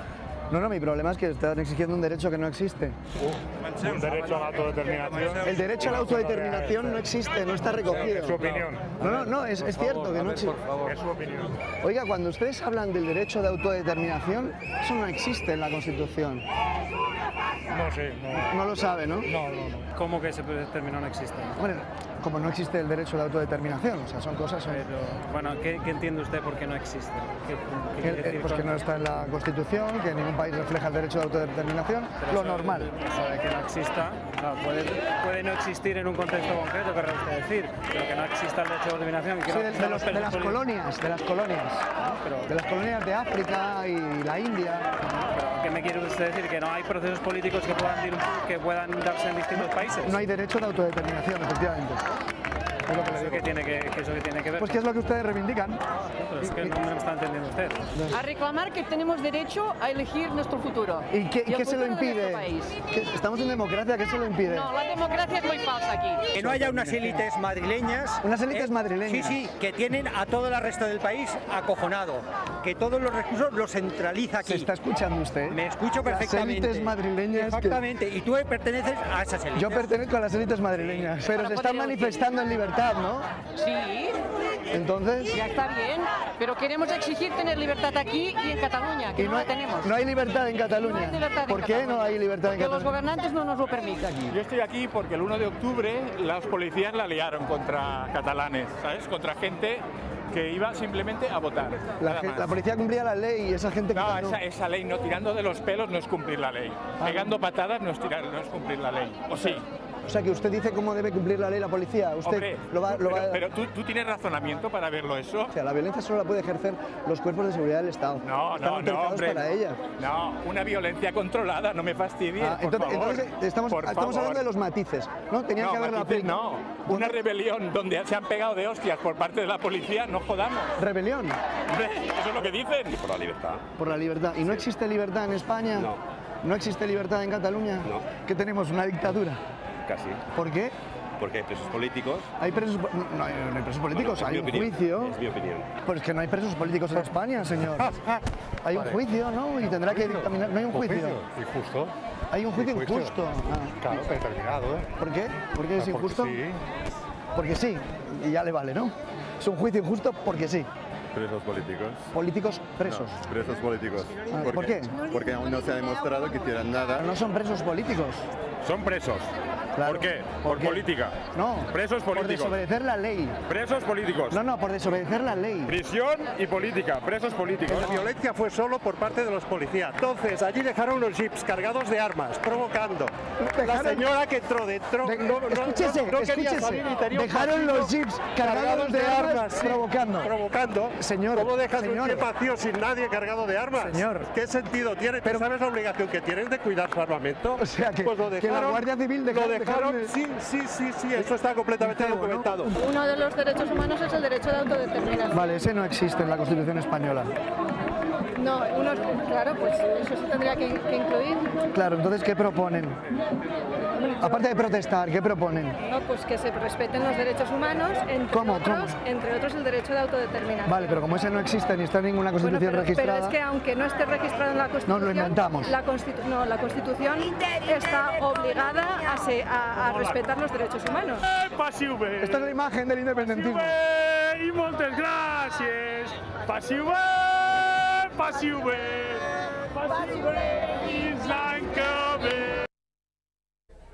Kake Minuesa, gran trabajo como siempre, destapando las mentiras del independentismo, las incoherencias y los argumentos endebles que en el momento que uno los retuerce un poquito se deshacen como la arena en la mano. Esto es el separatismo, señoras y señores. Este argumento, esta narrativa alocada es la que ha seducido y ha conquistado los corazones de 2 millones de compatriotas. ¿Qué le vamos a hacer?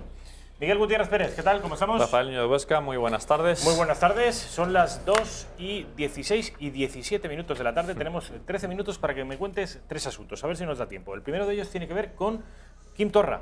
¿Por qué? ¿Qué ha pasado hoy? Pues, Parece que la Junta Electoral Central ha vuelto a pegarle un toquecito. Sí, en el día de ayer la Junta Electoral Central pues, le dijo, señor Quim Torra, aquí hay que seguir la ley, hay que hacer las cosas bien y los espacios públicos en campaña electoral o pre-campaña electoral deben de estar libres de cualquier tipo de propaganda. Por lo tanto, usted tiene que quitar las esteladas y tiene que quitar los datos amarillos de la Generalitat.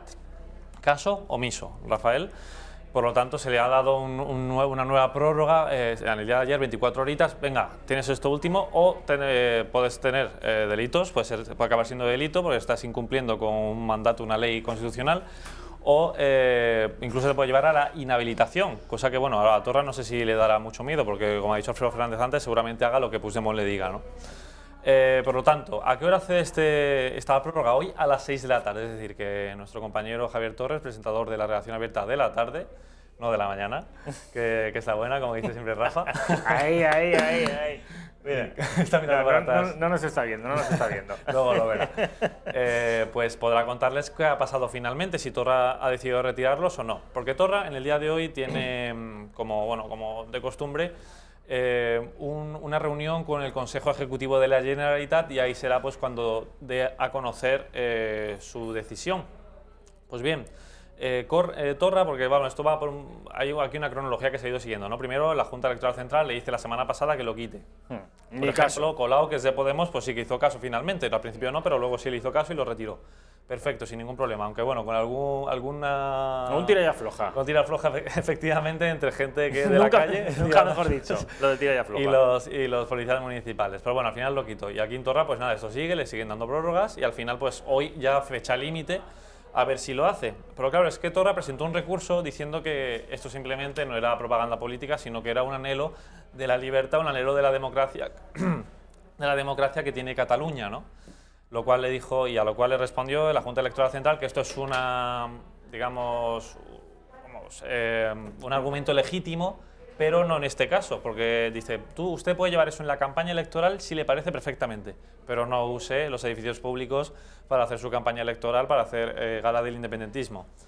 Y claro, aquí lo que le deja muy claro a la Junta Electoral es que una resolución parlamentaria, que es la que toma el Parlamento, por los votos, tienen mayoría en el Parlamento, no es más que un precepto legal constitucional, es decir, que la ley, porque claro, aquí ellos hablan mucho de democracias, es que se ha votado en el Parlamento, tenemos al pueblo con nosotros, y se creen que claro, que eso ya tumba cualquier ley, tumba cualquier cosa, que es lo que ha venido diciendo en este juicio, ¿no? Teníamos que, como me fue de Turul, tenemos que ponderar entre el mandato de la gente con la ley, es decir, y lo que hacían finalmente era poner a la gente, parte de la gente, por encima de la ley. Como excusa para no cumplir la ley. Exacto. Y el gobierno de España, el gobierno en funciones, ¿qué ha dicho? Bueno, pues la vicepresidenta del gobierno en funciones, Carmen Calvo, ha dicho, después de casi 10 días sin que este señor mueva un solo dedo para cumplir las leyes, ha dicho Carmen Calvo que se tienen que cumplir las normas, así con boca pequeñita para no molestarles mucho. Vean. Lo que es absolutamente necesario es que todos los cargos públicos cumplamos con las normas y con la legalidad. En el caso del presidente de la Generalitat, también a lo que diga la Junta Electoral Central. Esa es la obligación en una democracia. Tiene sus consecuencias jurídicas, las tiene con lo que diga la Junta Electoral Central. Quim Torra la ha escuchado y debe estar temblando. Es decir, bueno, ahora sí, si lo ha dicho Carmen Calvo en ese tono amenazador, tengo que quitarlos. Sí, pues vamos a ver, tú has dicho que no le va a hacer caso. Yo me comprometo con los espectadores y doy en fin, públicamente mi opinión. Quim Torra no va a retirar los lazos.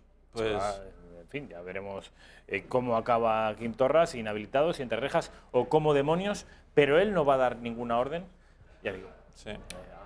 Vamos a ver, igual se le revela el gobierno, es que Republicana le retira el apoyo y solo en ese caso, pero si depende de él la decisión, Quim Torra no va a mover. Bueno, si les amenazan con una multa seguro que tampoco lo quitan, porque eso no lo va a pagar él, está clarísimo. Ahí tienen ahí le llaman caixa de resistencia. Pues sí, una caja de resistencia que va a dar ese dinero tranquilamente porque, bueno, los principios sobre todo, ¿no? No cuenten con ello. Y claro, yo creo que lo que debería hacer Torra, pues ante ese riesgo de inhabilitación, porque yo creo que al independentismo tampoco le viene bien tener primero a Puigdemont, luego a Torra y ahora cambiar a otro, debería de pues ceder, quitarlos y luego, porque sí que tiene la opción legal de recurrir al Tribunal Supremo para esta decisión, que bueno, puede que salga más tarde después de las elecciones, pero bueno, podrían darle la razón al fin y al cabo, tiene todavía esa opción de recurrir al Supremo. Y Rafa, otro de los temas que yo te traigo es otra escisión más, otro desencuentro dentro de Podemos, y esta vez con las confluencias, porque en el día de ayer anunció Óscar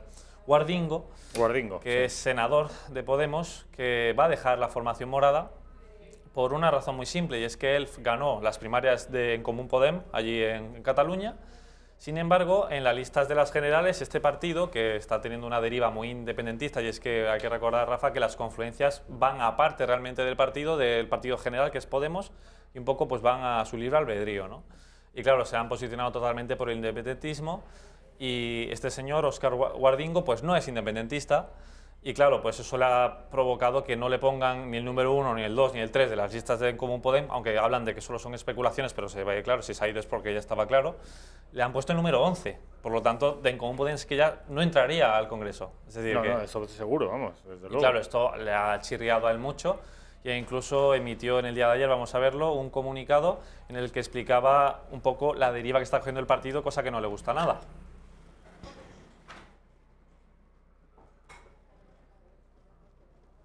No soy independentista, creo que nos merecemos una España democrática y plurinacional. Podemos y sus confluencias necesitan un proyecto de país que sea el mismo para Cornellá, Vigo o Cádiz. No podemos tener los pies pegados en el proceso. Bueno, pues le honra a este señor, desde luego, ser coherente con unas ideas y sobre todo pone la voz de alarma para que la escuche toda España. Podemos ya se ha convertido, sin ambajes, en un partido separatista más. Ya pasa a competir ya no con el PSOE ni con los partidos constitucionalistas, sino con Esquerra Republicana y con el PDeCAT. Esto es Podemos hoy en día. Sí, En Común Podem, que ha tomado esa deriva totalmente separatista, sin embargo, desde el poder central, digamos, desde donde está Iglesias y tal, sí que quieren que Cataluña siga siendo parte del país, aunque ellos sí que creen en la plurinacionalidad y todo esto, pero quieren que esté dentro del Estado, ¿no? Un poco como la Unión de Repúblicas Soviéticas, que tenía varias nacionalidades dentro de ese pedazo de país, bueno, Estado, porque es que no un país realmente no era, que era la URSS. Y claro... ¿Qué ha dicho Echenique a todo esto? Porque sé que ha hablado, ¿no? Sí, porque Echenique, el propio Guardingo le escribió a Echenique preguntándole que cómo podía él ganar las primarias y que se le pusiera el número 11 de la lista.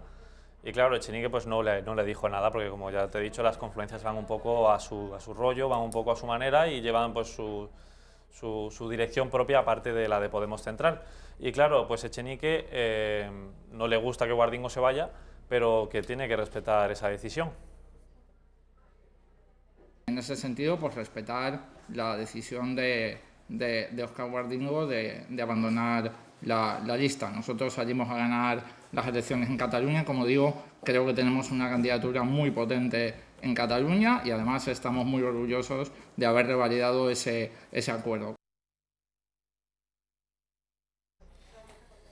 Pues bueno, nada, que y se les escapa de su control, Rafa. Luego creo que tienen el cuajo de decir que ellos son los verdaderos garantes de la unidad nacional, ¿no? Algo así han dicho. Sí, porque precisamente, y además teniendo allí en común, es que están totalmente con Esquerra y con PDeCAT, ha dicho eso, Rafa, efectivamente, que el único partido que ya ha sido renombrado, no sé si lo saben ustedes, ya no es Unidos Podemos ni Podemos, es Unidas Podemos, para atraerse a todo ese feminismo radical. El único partido que puede garantizar que Cataluña siga siendo España y esté bien encuadrada, bien acogida dentro del país, es Unidas Podemos.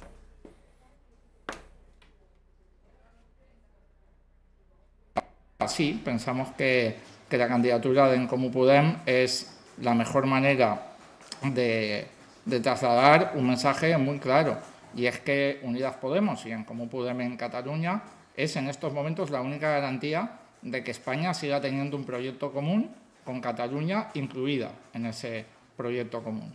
Nosotros queremos que Cataluña siga formando parte de España y creemos además que somos la única garantía de que eso sea así, porque por un lado tenemos al independentismo que plantea la salida de Cataluña del conjunto del Estado y por otro lado pues tenemos pues una estrategia reaccionaria de agresión al pueblo catalán por parte de los tres partidos de Aznar.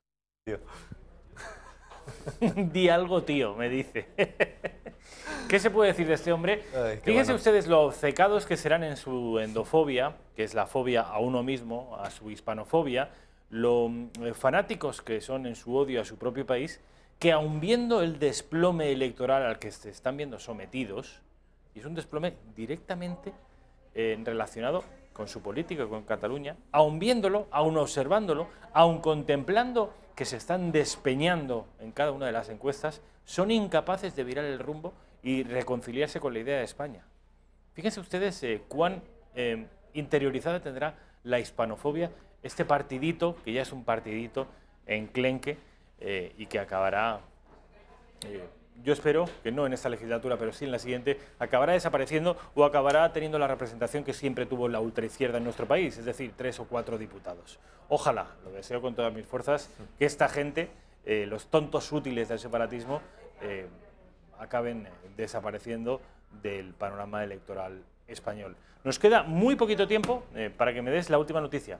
Y es que creo que hay un partido de fútbol de vocación internacional, ¿no? Un partidazo, dos grandes potencias. Un partidazo, vamos, un Brasil-Argentina o un Real Madrid-Barcelona. La selección catalana de fútbol, que bueno, como ustedes saben, de vez en cuando las comunidades autónomas juegan partidos de carácter, bueno, contra otras selecciones. Hace unos años jugaba la selección andaluza incluso, pero bueno, la que más bombo tiene es la catalana, ¿no? Es la que más juega porque la Generalitat organiza estos partidos. Pues bien, van a jugar contra Venezuela. Recordemos que esto ha sido un partido organizado todavía con la administración de Venezuela, que pese a todo sigue siendo de Maduro, porque parece que al separatismo le encanta pues juntarse con Etarras, Rafa, con Otegi, abrazarse con él, e incluso ahora pues con Maduro también. Pues bien, van a celebrar un partido entre estas dos selecciones. Y fíjate, porque el Sattadi, al anunciar este partidito, ha dejado ahí una pullita para el Estado español comparándolo con el Reino Unido, y como allí sí que hacen referèndums i demás coses. Vamos a verlo. És evident que seguim jugant partits amistosos, malauradament, que encara no podem comptar com passa en altres països del món, que no podem comptar amb seleccions oficials, que no podem competir a nivell de competicions internacionals com podria passar en el Regne Unit, però ja sabem que al Regne Unit també passen altres coses. Ja sabem que en el Regne Unit també passen altres coses. Esas altres coses es que celebraron un referéndum de autodeterminación en el que se pusieron de acuerdo las dos administraciones, la central británica y la regional escocesa. Y esto era permitido, se pudo hacer, porque el Reino Unido no tiene una constitución por escrito que lo impida, cosa que en España sí lo tenemos. De manera que el Sattadi aprende un poquito de historia y sobre todo elegir rivales un poquito más de, no un país en decadencia como Venezuela. Además, esas elecciones le llaman, haciendo honor a la indumentaria, efectivamente, la Vinotinto. Miguel Gutiérrez Pérez, mil gracias por la información, ha sido un placer, Rafa, como siempre. Yo les despido hasta mañana, una última hora, que sepan que de igual modo que Fernando Paz es el número 1 por Vox a la provincia de Albacete, Nerea Alzola, ex del PP, será la número 1 por Vox en la provincia de Vizcaya. Mil gracias.